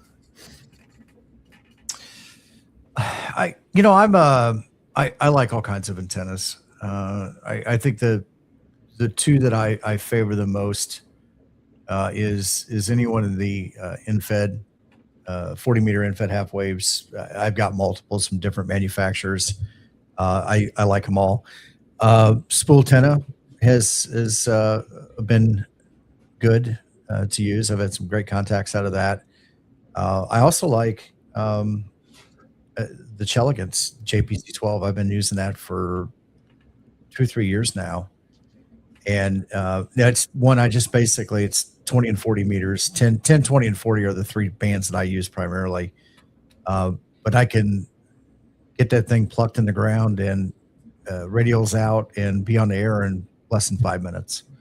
And that's really what I'm looking for. So when I do a lot of activating, I'll try to hit multiple parks. And so I want to have something that can tear down and set up pretty quickly, so I'm not wasting a whole lot of time. We're both playing, Josh. So, yeah, I mean, I absolutely agree. I think that's, definitely, along my lines too, is I don't want to spend forever out there setting it up. I want to be a quick deployment with it. Before I come back around to me, we can't come back to you yet. I was going to say, you got to go. I was going to go to you, but we got some business first. We got some business to take care of. Play a clip. Money isn't everything. It's the only thing. And everyone has a price for the $1 million man. All right, let's. Ham hats by AI4NW for the 10. I'm good on QRZ2. Everybody after the stream, go check out his QRZ. Find him. You won't regret Gear Forever on Etsy. So you can't miss him. And I mean, he's got some wonderful hats over there. I love him. I've had 2 of them, so it's very good quality. I would have had probably only one, but I lost the one, so I had to buy another one. But yeah, it's unfortunate. Josh, what type of portable field day operations, whatever antenna have you used in the past you like most? I know you don't get out a whole lot with that, but so an update on the Tar Heel. The Tar Heel is doing phenomenal. I still haven't got that damn Tunematic to work. I don't know. I don't know. One of these days I'll get with Bill and we'll get together on it and try to fix it. But anyway, which radio are you using? 7100. 7100. Yeah. I'm trying to update the ticker too. 4NW or 5NW? Yes. 4NW. 4NW. My favorite antenna that I have encountered on a field day, I actually own that antenna now. And I've told this story before. Last year at the Tennessee QSO party, my buddy that does the work for the dummy load, he brought a G5RV Wyndham to our Tennessee QSO party setup, and I showed that off in the Tennessee QSO party vlog, and it performed so well. It actually came out of an estate that he was holding, and I said, "What do you want for it?" I don't remember what I gave for it. I think I gave $100 for it, and that antenna is out in the yard right now, and it is a phenomenal antenna. It can be taken down easily if I want to take it somewhere, but it works so well here. I leave it up. It's great. Yeah. I mean, G5RV, I used it at a field day, I don't know, probably 4 or 5 years ago. And it was a phenomenal antenna. We did really well that year using that, but we used a county emergency management tower, and we were able to lift up and get up like 70, 80 feet with it and really stretch it out. Man, that was really cool. That was well worth it. It was good. Prep him, Paul says, I think Tunematic alludes to automatic. There ain't nothing automatic about the damn thing if it won't get power. Yeah, and sure. Just keep blowing fuses left and right. So you know what that means, right? It doesn't mean play the clip. It means it means there's a short. Yeah.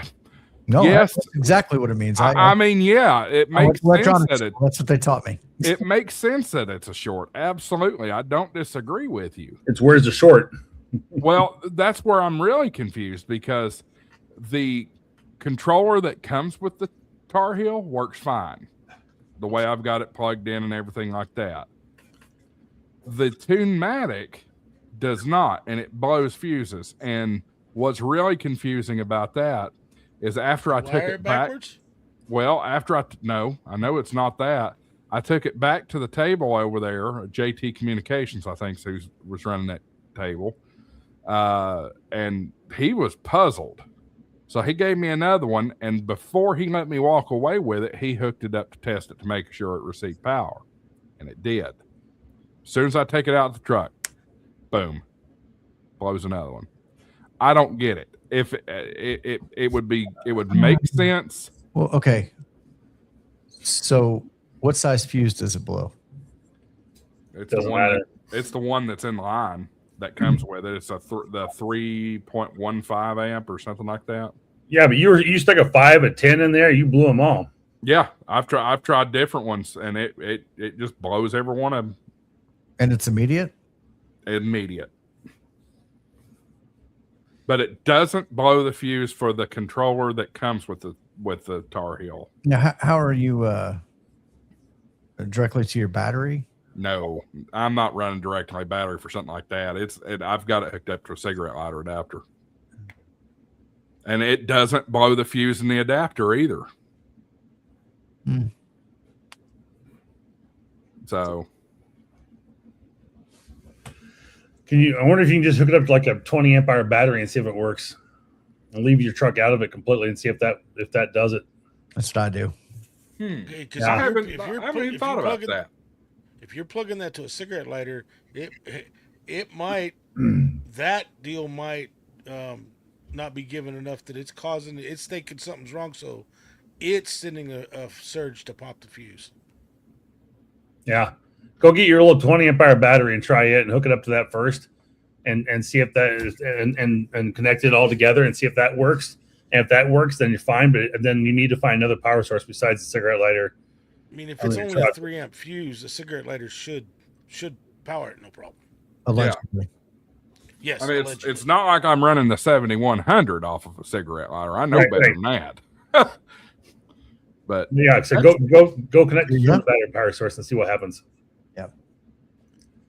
That's an interesting theory. I made right now. Grab your camera and let's go portable. You got an Ozbot now. Well, Batteries Plus is closed, and I don't have any batteries, so you don't have any portable batteries. You don't. I don't have a Go Pack. I don't do POTA. You don't have, folks. We need to have a battery right now. The power goes down. Single 12-volt battery. If power goes down, I'm going to the truck. You don't have a single 12-volt battery. Not that I can think of. No. Folks, we're gonna have to get some more super chats and get him a couple 12-volt batteries. Whether it's 30 amp hour or 20 amp hour or something. But shoot, just get him a Bino 15 amp hour. I was gonna say, where's the Bino support here? We need to get him something. You know what? Let me see if I can get my supporter Dakota Lithium to help you out. Get you a battery. This poor guy. I've never had a reason to fool with batteries because I don't do POTA. And if I do POTA, you're a ham radio operator. You've got to have a battery backup somehow. Hey, take your power supply that you've got in your house for your radio with an extension cord, run it out there and plug it into the 12-volt power supply. Well, I might put another damn fuse in it before I do anything. Yeah. I don't have any more fuses. Burn them all. And the fuse, the fuse holder is weird. It's a odd sized fuse holder. Like it's a very short fuse. I got somebody on my channel that says, sounds like it's time for the old redneck tinfoil fuse. There you go. There's Joshua. Check radio runs off battery to eliminate noise. Yeah. Yeah. And I mean, even Frank, KG6 NLW is talking smack about you now. I hadn't even thought about it. Guys, I'm not an electrical engineer. I don't know this shit. But Hollywood brought up a good point. Is the device putting DC down the coax to tune? If so, there's a shunt coil at the antenna between the center pin and the ground. Yeah. So it might be the difference. It might be operating different than the Tar Heels controller does. I suspect it probably does. Yeah. I need to have my ham card. That's right. You need a demerit and one more, and you're going to get your ham card taken away, is what he said. Call the FCC. I don't care. That's fine. They might actually do something about that. Well, everybody and this is what I keep hearing. Everybody, possible lighter plugs, wired reverse polarity. No, everything would blow. My cell phone charger would blow. My fuse for the Tar Heel controller would blow if it was reverse polarity. Yeah, I don't like powering that kind of stuff off a cigarette lighter though. Well, those things generally aren't high current. Matter of fact, anything inside of a vehicle today, I would not run and use any of those things. I looked up the lights for on the Bronco. They've got the upfitter switches in there. You start looking at the wiring gauge for all the stuff that they put in, and I just ran separate wires. That scares me. A new vehicle, I'm not even going to tie into the car. I'm going to do like Mike does. I'm going to run it off a battery box. Well, they run in an effort to save weight and call it fuel efficient. They put the thinnest wire possible in there, and yeah, I don't feel that any kind of sustained load on that wiring is good. No, absolutely not. Now, if you're under 3 amps, I can't imagine that your cigarette lighter wouldn't be able to handle it, but that seems odd. But I would put an external battery in there of some sort. Mm-hmm. Hey, yeah. Josh, I bet if you go to a local ham club, they could probably help you out. I bet never mind. I'm not going down that road tonight. I'm not going down that road tonight. No, let's not go down that road tonight. What's that? You don't want to know. Okay. Another day, different topic. All I know is we're lucky a video hasn't been made yet. Are you talking about last night, Josh? Post chat, Tim. Post chat. Yeah. Yeah, we'll explain after, Tim. Did I miss? I was live streaming last night. Yeah. Yeah, he called us. He called us in for an off camera meeting. Oh. Yeah. Hey, y'all take over for a minute. I got to go. Yeah, I want to go back and discuss my antennas I use for portable operation now. We'll come back to that. So, one of my favorites that I've had, I started out with, I should say, when I started doing first photo was Wolf River Coil. I thought that was pretty slick. But then I got really kind of annoyed with that because you want to go in and change bands, and that, you've got to go out there and tune it and step away from it and, move the thing up and down and trying to figure out where they're at. I still have the Wolf River Coil today, but I've not, done much with it for a long time. And then I went over to the TN07 109 antenna, and it's kind of like a big ball of an antenna with a place for a coax connection on the bottom, and then it's got the kind of a silicone wire that goes out around 67 feet roughly, and it's a really good antenna. I've had really good success with it, and it can be set up for home long term. It can be set up for portable operations, and I've been really pretty impressed with that. Then I went out to, I started kind of using, I've used the Reliance antenna, the mini bug out on a couple portable expeditions. Been really happy with that one. And, it's really lightweight, small, compact. It's just for putting in a backpack and, ready to be transported portable or travel with, it really makes it easy. But again, not knowing when you're traveling and you're going to, like I did last year to Alaska, I had it with me, but not knowing how I was going to be able to get up into the trees or, what I was able to take with me to throw up into the trees, because I didn't want to take the weighted bag with me at all to be able to throw it up into the tree at all.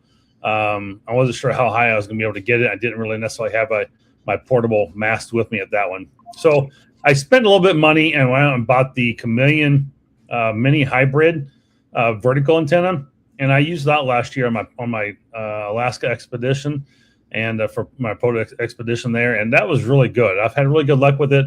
I really like that one, and it's a 17-foot whip, and put a counterpoise onto it, and it's really lightweight, easy, compact, and great to travel with. So I've kind of used that one or the Reliance antenna. Those are probably my two go-to antennas that I use now for any of my portable, POTA setups. So, I'll usually take either the bag with me and throw it up in a tree if I can, or I'll just use the vertical if it's if I need to just stake something, put a stake in the ground and go, because I was a little worried about taking the stake on the train, or not on the train, but on the plane. Well, actually, I put it in my luggage, and then I put it on the, and then I put it in the onto the cruise ship, and I was afraid of that stake having a sharp point on it, that they weren't going to let me on or off with it, but they did. So I got pretty lucky there. So I was a little worried about that, but I was going to lose that, but we did. So so those are my portable antennas I use, and that's what I've been really happy with. My field day, what I'll probably be using this year, I've got a diamond vertical that I'll be using, and I'll probably throw up some type of wire antenna as well of some sort. So I'll switch between the two. I'll probably use my ICOM 705 with a little, with my little amplifier again, and connecting that to World Radio League, and using that as my setup for my summer field day setup. So I'm looking forward to that. That is a really, going to be a really good thing. So hopefully I'll have my second edition of the podcast coming out talking about field day setups. And I think I'll be talking about antennas, because my last one was about coax and how important it is to make sure you're checking your coax. And I guess that's one thing we haven't really talked about in regards to antennas is, some people can use the 316 for a quick portable setup. Other people like LMR 240. I think most people, maybe an 8X, to LMR 240, pretty much almost the same thing. I've been very pleased with those. I don't really deploy anything like an LMR 400 on any type of portable setups. It's just obviously big, bulky, heavy, that sort of thing. For field day operations, I will. But in regards to just a portable quick setup, is usually LMR 240 from ABR Industries.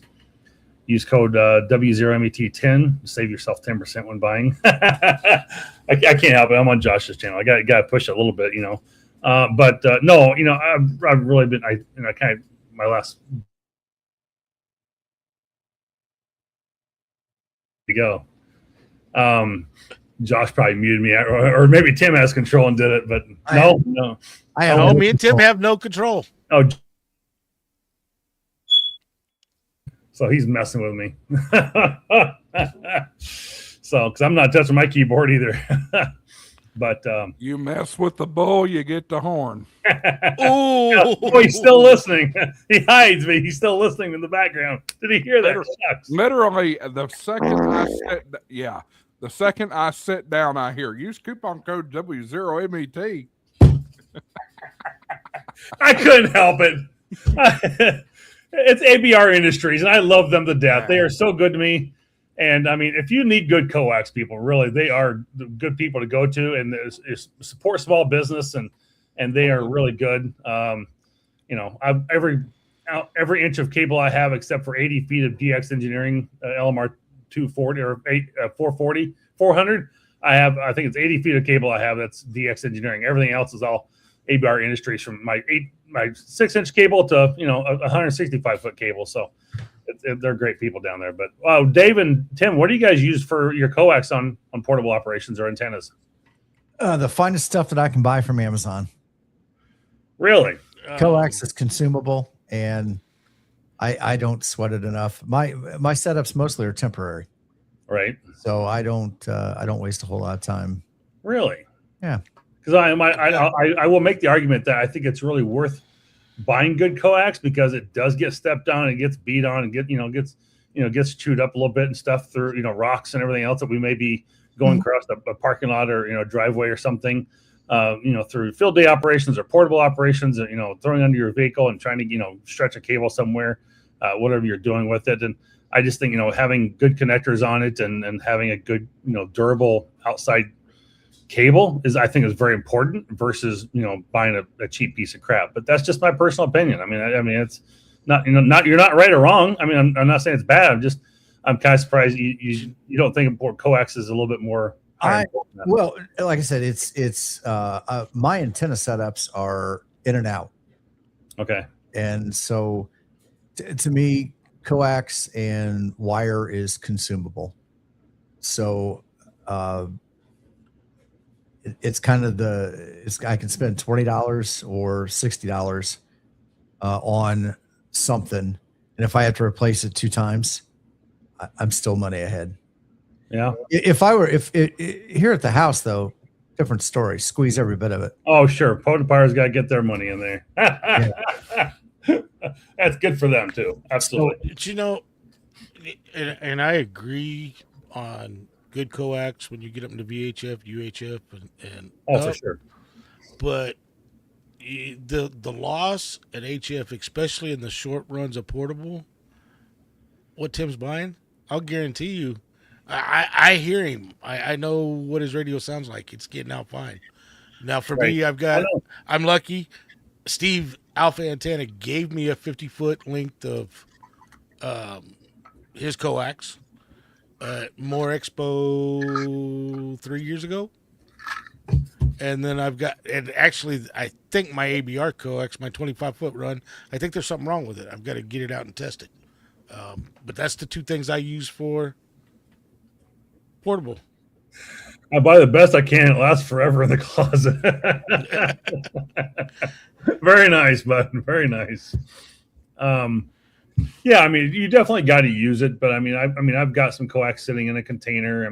I keep it, secured, whatever, in there and protected. I just don't have it loosely thrown around the garage or anything. I kind of keep it, all my stuff together for field day and those sort of things when I need to pull out, or someone says, "Hey, you got an extra 50-foot of coax I need over here. I forgot my coax." It's like, okay, sure. So, I'll bring out the freaking trailer, for field day with. I don't know if I will this year or not because it's full of moving stuff. We haven't moved from one house to the other. I need to move it down, but I don't know if it'll get emptied out by field day, to be honest, this year. But I've got a couple field day places I'll probably be going and visiting. But, I kind of believe in buying in the best and using it, and I feel like it lasts. So, you're not wrong. You can, buy for what I probably pay for it. It's you can probably buy twice, for what what I've paid for one. So, it actually makes sense.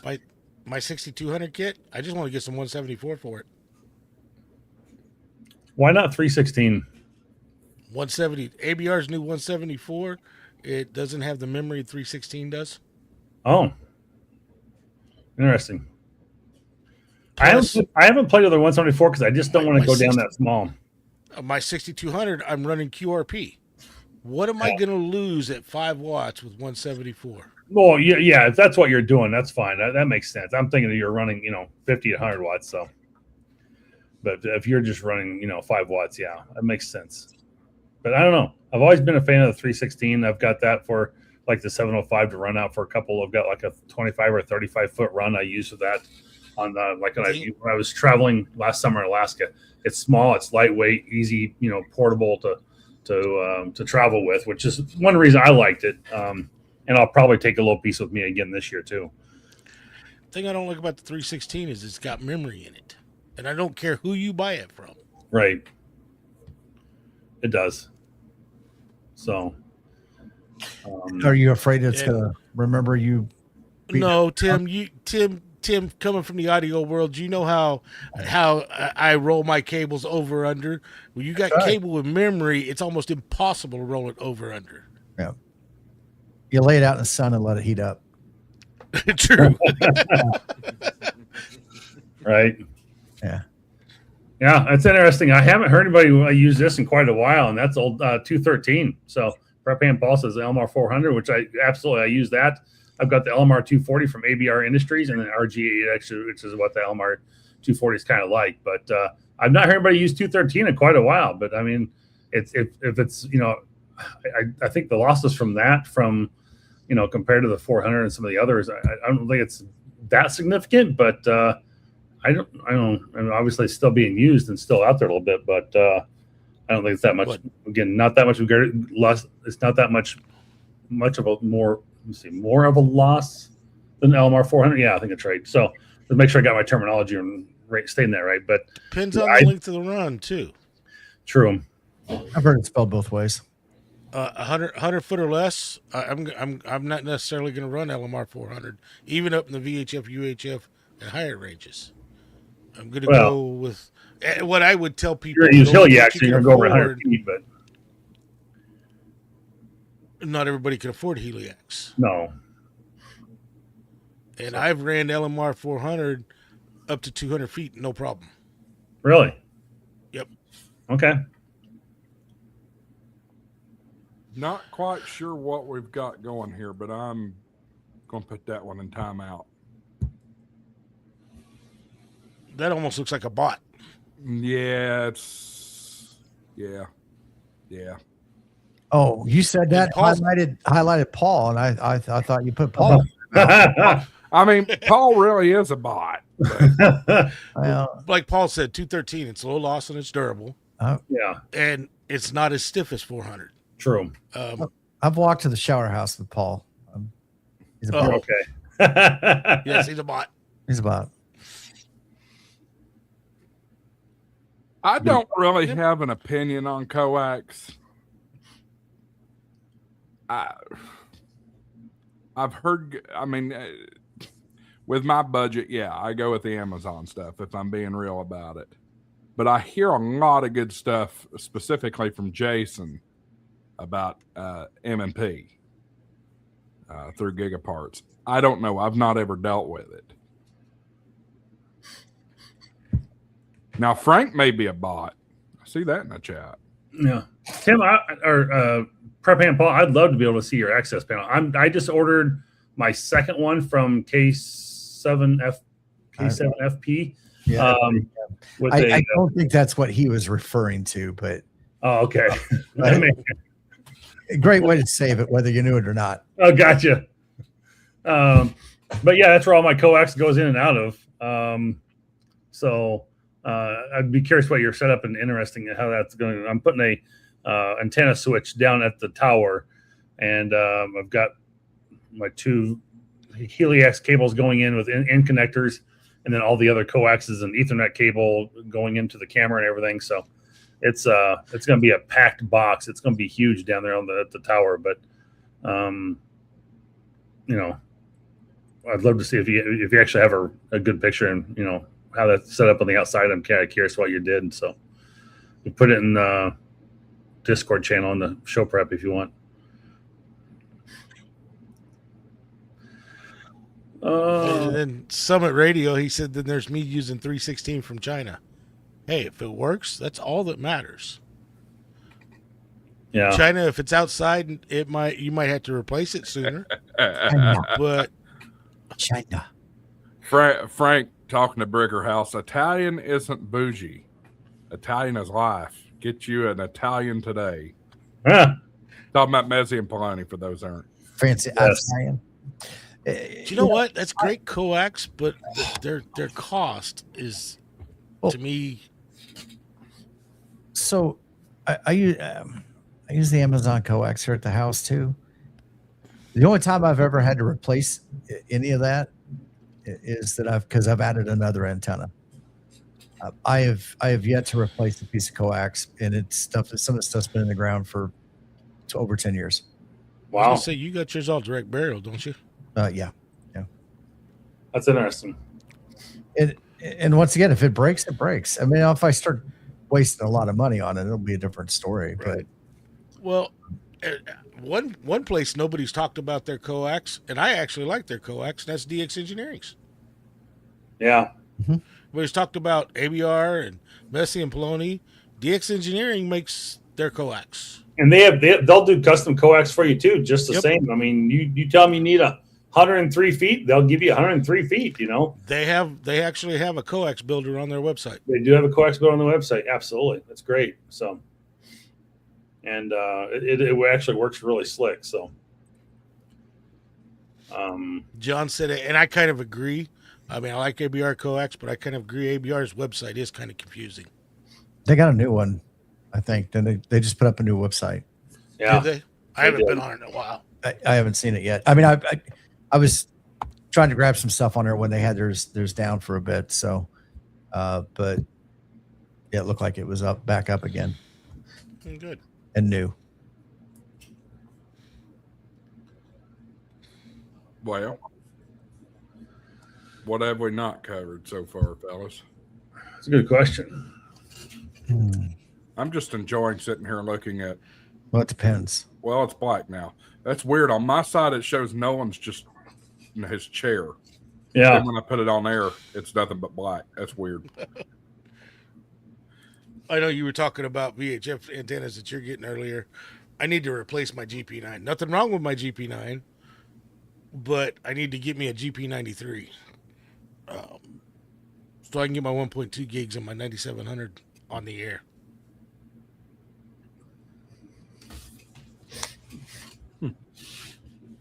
Yeah. Good. Hey, one thing we haven't really talked in depth about, Ham Till It Hurts, is ABR8X. It's not squirrel free. Are you speaking from experience, Scott? I think he must be. Bob Stone is classic. I love this. I prefer to match my Chinese radio with my Chinese coax and Chinese antenna. Hey, whatever works to get you on the air. I guess. Yes. Yeah. Huh. Our fine president would be proud. I'm leaving them alone. China. One thing we haven't really talked about, I think somebody may have touched on it for a second, and this is by no means my expertise. Two things, actually. One is, God, I can't think of the word I'm looking for, the gigahertz, the SHF, I think is what they call it, that thing. I've never done it, so I don't know much about it. We talking about super high frequency? Yeah, like 10 gig. That's what I'm thinking of. Microwave. Yeah, microwave. Thank you. I don't know why. Probably do microwave every day and don't realize it. Oh yeah, you got to heat up the hot dogs or whatever. There you go. No, seriously. What about antennas for that? I don't know if you guys do any microwave or anything like that. What do y'all think? Have you priced the 905? Oh, it's not cheap. It ain't cheap. I can assure you of that. No. I've played with it before with other people's equipment. If I'm not mistaken, Ray showed off. They had a kit there. Speaking of the microwave, they had a full 2-station kit, and I'm not sure if it was ICOM that was renting it or if it was one of the resellers. But you could, if you want to, dabble in microwave equipment before you would invest the money. There is a kit that is available that can be rented, where you have everything you need to support both sides. Interesting. Yeah. I want to go back to one question here real quick. Change topic just a little bit real quick on that. But what point does one move up to the bigger stuff, LMR 600 and such, or Helix? And that's really like if you're going to be running an antenna, if you have a longer distance for like a VHF antenna and you're going to have to run, I know Dave said 200 feet. I would say more than 150 feet myself. Personally, I would say I'd run LMR 600 if you have to run a distance to go out to a VHF antenna somewhere. Maybe a repeater on a tower. Well, a repeater on a tower, yeah. I mean, you could use that. A repeater on a tower, you're running Helix. You should run Helix. You can run the 600, but you should run Helix. Yes, absolutely. And then there's one other question back here a little ways early. I don't know if the guy's still here on the channel or not, so I can go back and find it. I had it started, and hopefully it's still there. He said he had a 70-foot antenna tower. And he goes, what type of antenna would we stick at the top of that? And I didn't get a chance to really come back to it. I'd have a beam on it. No. Yeah, I'd put a beam of some sort on it. And if you can afford the JK antennas, I mean, phenomenal. There we go. I found it. I have a 70-foot freestanding tower aluminum. What kind of HF antenna would you put on it? And then if you could put a beam of some sort, like I said, JK antennas are great. I mean, I know again, Cushcraft and or High Gain is coming back, so they might have some antennas that are going to be back out again. So we might be able to look at something like that as well and see what they have for antennas out there. Step IR. Well, yeah, they're dropping the price. They're dropping the price a little bit, Levi, but still, a Step IR is a pricey antenna. Is that Levi? Also, CGJ. Yeah. I'm not sure who that is. So KZ. Yeah, that's Levi. No, that's not KZ though. No, that was CG. Where it says Step IR. Yeah. I'm sorry. I had to scroll way back to the bottom. I was at the very top of that. So. But I would also run me some wire antennas off of that. 70 foot. Now you're getting above quarter wave above ground. So I would definitely build me some either infeds off of it, inverted V's or something. Yeah. Mosley, that's what I've got on my antenna. I'm 65 foot up in the air. I've got the Mosley CL33. It's a 10, 15, and 20 meter beam. And I've been really pleased with that. It is a really good antenna. They've been around for a long time, and I would say they're still, some of the better priced antennas. The only difference, I will be quite honest, is they've got traps on their antennas, and if I can get rid of the traps and eliminate them from the antenna to save myself parts and potential wear. I mean, the antenna I've had up is every bit of probably 40 years old, if not older, maybe closer to 50 years. And it came from another ham, and I replaced some of the parts and some of the traps on it, but it's still got some of the original traps on it. So, I mean, it's not that they're all bad. It's just that make sure you get them up there. They're not collecting water, things like that. They don't make sure you have the drip holes on the bottom side down. I mean, there's just some caveats to the Mosleys I'm not really a big fan of, but it is a really freaking cool antenna. It does really well. So made a lot of good antennas with it, or a lot of good contacts with it. So it's again, not always bad. So there's somebody else talking about an 80 meter loop. We were talking about antenna coax earlier. Something else that's great for that. Use balance line instead of coax. Yeah. If you can use balance line because it's balanced. Yep. Exactly. Coax is unbalanced, and then you common mode current at that point. Well, it's like Hollywood said too. I mean, you get coax attracts water. In the wintertime, you get water in your coax, it freezes, that breaks your coax. There's all kinds of stuff that can cause problems with coax. The balance line, and you're going to have a lot better. And some people, depending on what they've got, might not be able to use it. But with balance line, you don't have to worry about the length of the run you're running, what your loss is going to be. If you really want to go check out a really cool antenna and you want to you can put it towards the top of the tower and run. It covers a lot of bands. It's called True Ladder Line antenna. And the way this guy's has this thing built, it's incredible. True Ladder Line. That just go out and search True Ladder Line antenna. It should be one of the first things that pops up. And this thing will cover all your bands, whole 9 yards. You don't necessarily put up a beam on that one, but okay, I'm going to put a plug out of my channel for just a second. I've got 1 or 2 videos out in my channel on YouTube that I went and discussed this with him, and he talks about it. And his name is Gary K7 EMF, and he has. I mean, this is. I don't know. It's a wire feed antenna, but I mean, it covers all bands, and it super tunes up really easily. You got the link, Marvin? Yeah, I'll put a link in the chat. People are asking. I was fixing to say, for the link. For the first time ever, somebody has said "bruh" in my chat. Actually, technically, that's not my chat. I don't know who that's. It's in my chat. It's John. I put He's been in your chat before. Yeah, but it's the first time I've ever seen the word bruh Bro. used. Yeah, I put it in right there, so it's pretty cool. Brah. That's the link to the I'll website. drop it in my chat, John. John, That's who's missing tonight. We ain't seen Dave tonight. Yeah, he was sleeping. Josh, you obviously don't have teenage boys because you would hear brah about every other 5 words. No, I wouldn't. I'd be firing up their hind ends. Or bro, or broski. Yo, broski, what's up, brah? Charlotte's big thing right now is dip.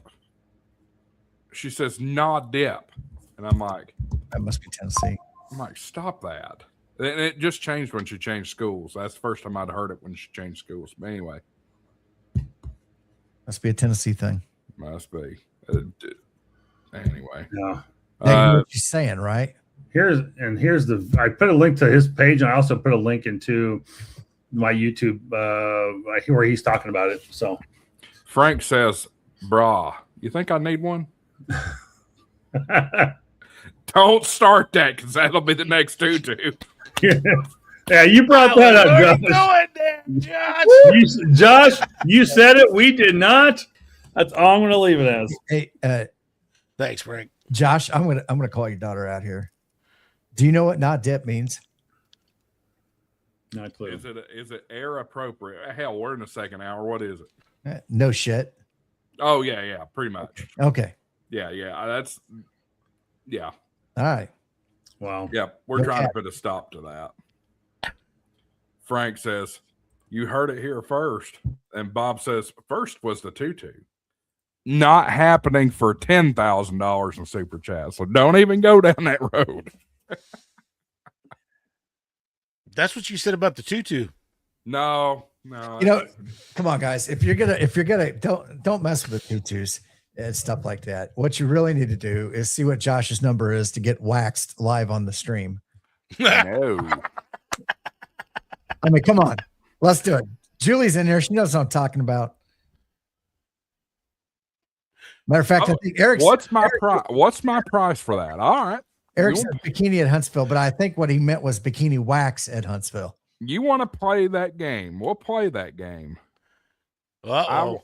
I want all of the following demands met: an ICOM 7760, a at least 40-foot tower with a rotor on it, with a hex beam, and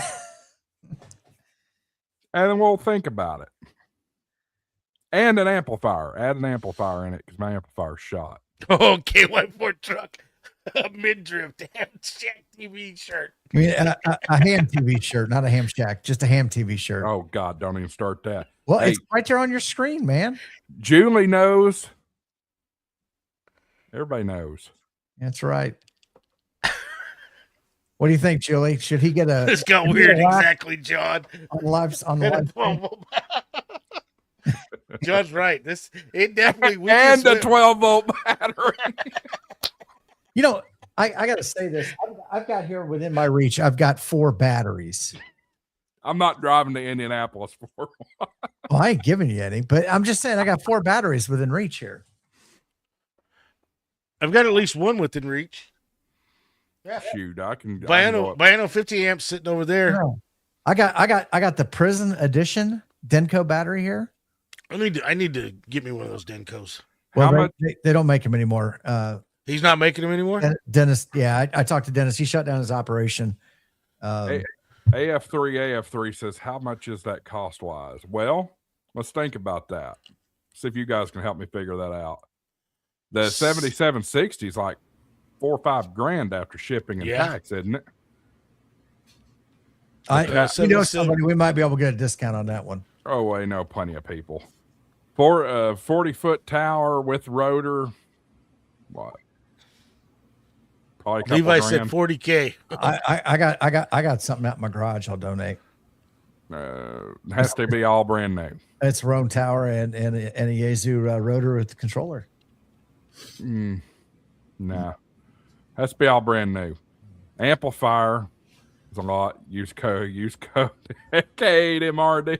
I mean, you're talking probably 15 to 20 at the bottom end. For What for the Do tower? you know how much it costs to get concrete poured nowadays? Oh yeah, forgot about the concrete. 30 or 40. Yeah, we're probably getting there. Well, you have to pay for the concrete, Josh. I didn't say anything about. Well, I don't know. Yeah, because he didn't say concrete. He just said tower, That's right. rotor, and radio. That's right. I mean, got all that bullshit. I'm sure I can afford a damn concrete. So, I mean, It if might you're be looking more at- than the radio and the tower and the rotor and all that stuff. so a Roan tower, like a 500-foot section is, I'm sorry, a 20-foot section is like about $500. I did my concrete for about $250 last year on a 4x4 or 4-foot square, but the guy was already in the neighborhood doing the concrete, so it wasn't that really much more to have him do it because he was already delivering other concrete in the area.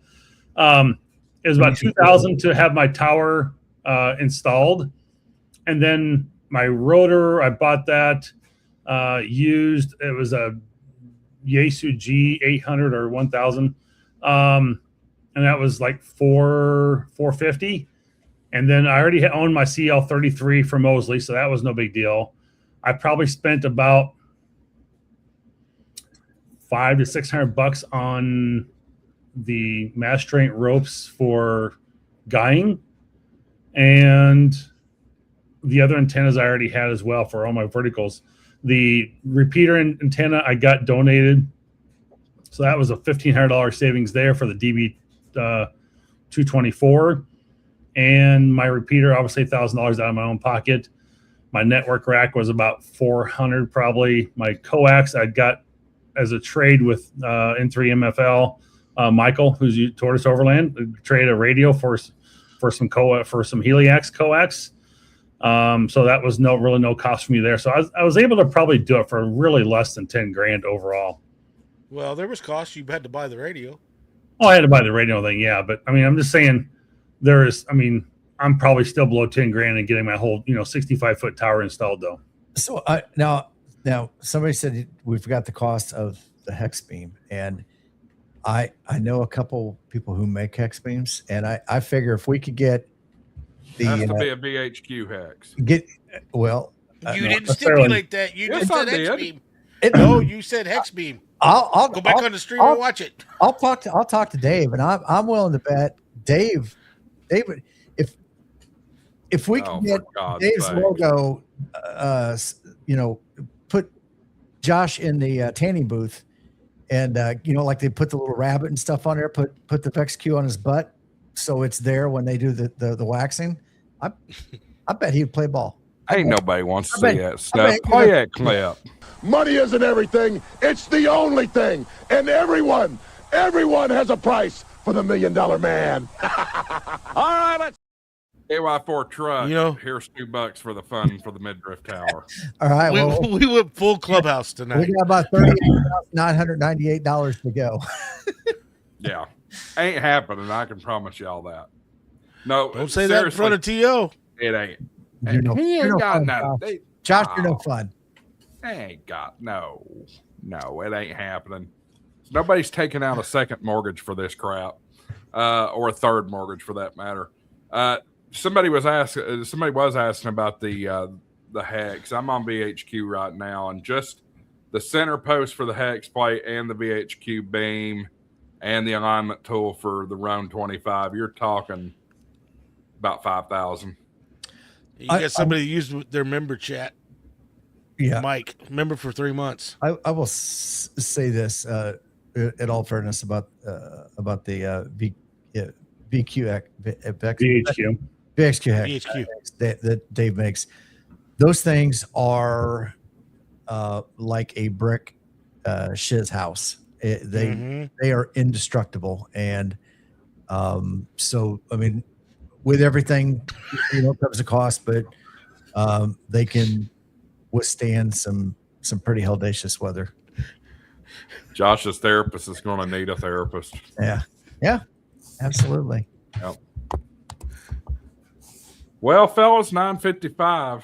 Before this thing goes more clubhouse, we probably ought to put a pin in it. So last call for super chats, super members, super all that crap. Matter of fact, I'm going to do one real quick here. I need to give away my last 5 memberships of the month that I get to give away. And we'll see who gets those in just a second. Oh, HamShack Gifting, send 5 now. Here they go. bam. Did I get one? I've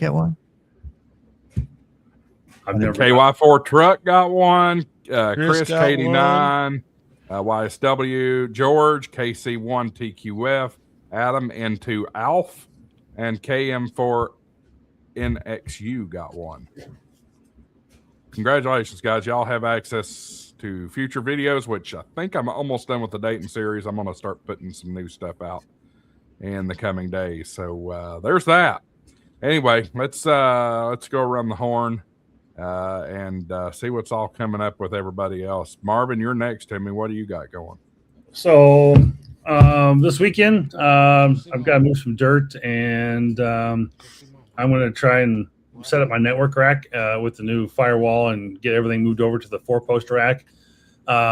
Monday, I would say probably my next podcast will come out, and it'll probably be the last one before there might be one more when I get back from vacation, but of my 3 series, this will be my last one before I go on vacation. I won't be able to get another one out before then, I don't think. And I hope to get one more video out from him, Hamvention. I haven't been able to release this week. I was hoping to get one built this week. I just haven't had a chance. So, but that's about it. Nothing too major. I spent some time with the wife. It's actually our 26th anniversary tonight. And in fact, I'm glad you're calling it shows quick, because she's texting me going, all right, are you ready? Because I need to spend some time with her and talk to her quick. Hey, now. Yeah. So she was gracious enough to let me come on here and play. She had some things she had to do at the house, so she was willing to, do those while I come played on here. So I do thank her. She's a wonderful wife and very supportive of amateur radio, which I am very, very grateful for, and I thank her a lot. So I will make sure I say that to her on the live stream, so it is public acknowledged. So she knows I say it. So anyway, but that's all good, and looking forward to field day, and we'll see you guys in a couple weeks. I will be gone on vacation and preparing for that in the next couple weeks. So You're going to the cold place. I don't know why you'd want to do that. Alaska, Denali. We'll be doing a port activation. Yes, Dave, I will let you know. I have not forgotten. So, AF3 says he should have just said, hello, do it for a new house. Easier to calculate. Well, I've got a new house. It's not new. It's new to me. But if y'all want to pay off my mortgage, I'll take the wax for that for sure. That's about $307,000. So have at it. Dave, what about you? Well, actually going to get out, and everybody raves about the Pac-10. So I got me one. So I'm going to get out and do some testing with that this weekend, as long as it don't rain all weekend. And got a couple other things that I'm working on. But other than that, I just want the rain to stop so I can get back outside and play some radio. you can send it north. We are so short, it's not even funny. We're so dry. Listen, it's done nothing but rain for the past, pretty much since I got home from Dayton. Almost every day. Sunday was dry. That's why I went out and did a POTA Sunday. But it's basically been nothing but rain for the last month. Yep. We actually today it may have sprinkled for a second, but we didn't get any significant rain today here. So we had some areas that got 5 inches of rain in about 4 hours. So, and that's it's funny you mentioned that. Those of you that have traveled I-40 through Tennessee, you're familiar with Newport and that area, Cott County. They had a rogue shower pop up this morning, and it just sat, and it dumped like 6-7 inches of water, and they had some major flash flooding. And Cott County don't need any more flooding. They got killed by Helene over there. So anyway, what about you, Tim? I got my 9-to-1 Pac-10 here. So I'm getting ready to go on a trip to Vegas for a work conference. So I'm flying out bright and early Saturday morning. Anytime I get an opportunity to fly in somebody else's dime, I take that opportunity and go do some POTA. So, of course, they're kind enough to let me travel a day before and a day after the conference. So I'm going to get there but early Saturday morning and got another ham tuber picking me up, and we're You're gonna gonna go find that.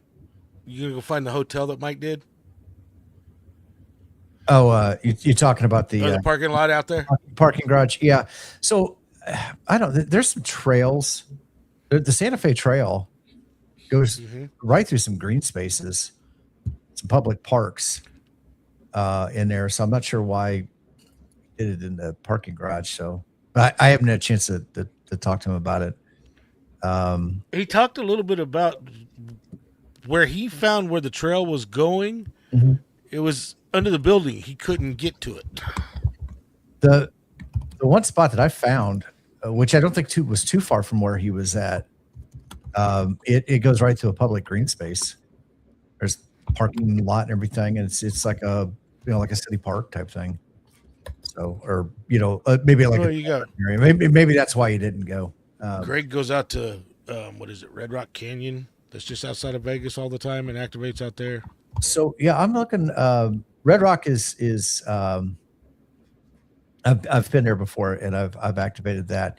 One of the things I also like to do when I get an opportunity to travel is to get as many states activated in as possible. So on the other side of Vegas, you're not too far from Arizona, and if you get on the 15, I think less than 2 hours you can be in St. George, Utah, and there's some parks that way too. Yeah, it's about that. It's about that. Yeah, so within a couple hours, we can get into a couple different states, and then we'll see what Sunday brings too. Maybe from there, within a couple hours, you can be into Utah, Arizona, or California.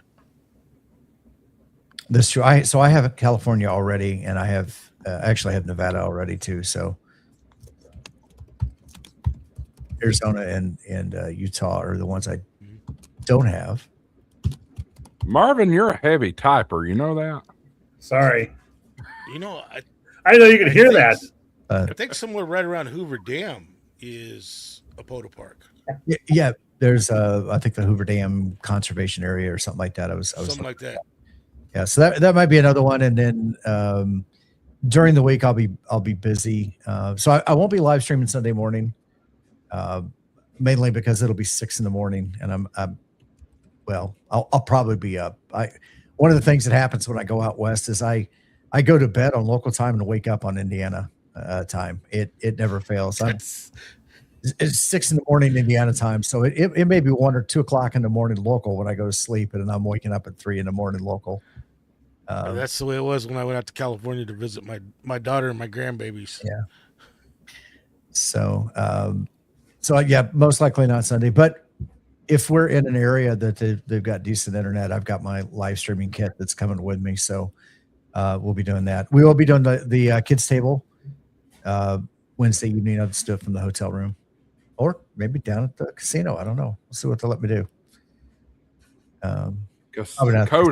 Coda Casino is on the air. There we go. There you go. I can't imagine. I bet the RFI is horrible. Oh, hit me. I've brought my electronic machines down there nowadays. Yeah. I mean, I've brought my HT to the hotel. And actually, I take that back. Well, I mean, the last couple of times I've gone out there, I've brought a HF radio with me, so I can go out and do it. So I've set up one of them. I had a small patio, so I ran my 20-meter POTA 20 mast out the thing and stuck a wire out there. It was horrible. Wait, you're going to a work conference? Yeah. Stay. I'll talk to you after the stream. I have a feeling I might know where you're going. I'm going to Cisco Live. Oh, yeah. I thought you were talking about Infocom. That's coming up too. Yeah. No, going for IT stuff. Yeah, IT stuff. Infocom does that. Real work stuff is where I'm going. So anyway, all right. Let's wrap this thing up. For me, what all do I have going on? So let's talk about next week. I have on the docket for next week's show being the International Digital Contest, which is coming up. That's one I usually participate in a lot, and it's a lot of fun. I've actually done pretty decent with it. I've gotten second place in the Delta division before, so we'll see. I probably will participate in that, but we'll talk about that next week. What's the Delta division? You had to ask me that. Tennessee, Georgia, Alabama. Oh, okay. Based on the location, then. Yeah, okay. Maybe Mississippi, something like that. Following week, June 11th, June. Good Lord, folks, we're coming up on June. June 11th, we'll be doing ARRL Kids Day. Gray Man, I may lean in with you on that one a little bit.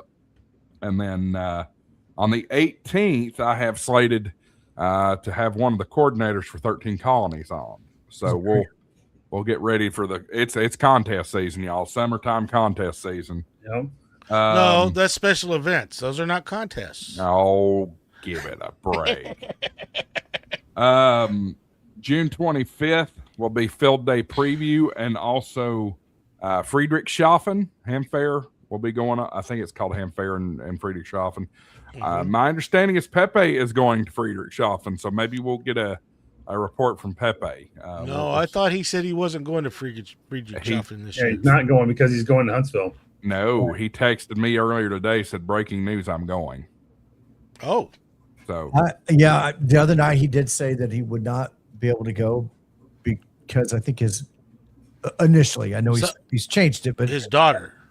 Yeah, he had to stick around home during that week to take care of some stuff. So, but that's changed. Great. Live on the ground reporting. I'm hoping when Tokyo Ham Fair we can lean in on Prep and Paul. Hopefully, we'll talk about that later. Oh, he has. That's what he was That's what he was testing at Hamvention for, is to make sure he could stream at Tokyo. Yep. He's got a pretty stiff rider. Yep. So lots to talk about there. So we got a whole crazy month of streaming, and then most of July I don't have anything planned for yet. But once August gets here, we jump into Huntsville time. So be ready for that, folks. I've got a lot on my mind right now, specifically with ham radio clubs. I'm really thinking very hard about my messaging I want to put out about clubs at the moment. So be ready for a hard-hitting video to probably come in the next few days. I'm going to be careful about what I do with this. Why did my camera move? It saw me shake my head and decided to move. I warned you about that. The tracking is supposed to be off. Mm-hmm. Yeah, you don't have no problem with an Insta360. Oh, shut up. Shut up. Nope. I warned you. That's Michael's Ozbot has always had a mind of its own. I've never had my 360 do any of that. Yeah. Chris Gannon says, is World Radio League a good club to join? Absolutely it is. Absolutely. Coupon code HamShackTV, 10% off paid memberships. So yeah, stay tuned for that messaging. I don't know what I'm going to do with it yet, but I've got a lot on my mind and I have to vent about it at some point. And then, that's about it. Don't forget to tune in to This Week in Amateur Radio this week. I'll be on there yet again, third week in a row. I love doing that show. Marvin does it with me sometimes. Just depends on when our producer, George, schedules us all. So check that out. I'll be recording this week. Are you on it too? I am on it this week, yes. Good. Go check out Frank. We appreciate Frank's support. He comes in here and helps us moderate the chat and all that good stuff. Mm-hmm. Frank's crazy, but go check out his show afterward. Frank's a bot. He is a bot. But go check out his show after we go off there. The link's there right there in the chat. We appreciate Frank's help. All I got to say about Frank is Turkish fembots. And if you know, you know. Yeah, exactly, Tim. Yeah. So, guys, don't forget to check out Gigaparts. We appreciate Gigaparts' support of the HamShack TV. HamShack TV gives you double rewards points. HamShack TV 50 gives you half off your first month of Gigaparts Rewards Plus. I'm closing it down. Any final thoughts, fellas? 73. We'll see you. 73. All. Have a great weekend. All right, we'll see y'all next week. Get radioactive. That's right. Exactly. Will I do it? Will I do it? You know I'm probably going to do it. I hope EOBD Kaboom's dancing. He put his 73 in. Here it is. Play a stinking clip. Money isn't everything. It's the only thing. And everyone has a price for the $1 million man. All right. We'll see y'all next week. Appreciate your support. Hit that subscribe button. Go see Frank. Do all the good stuff.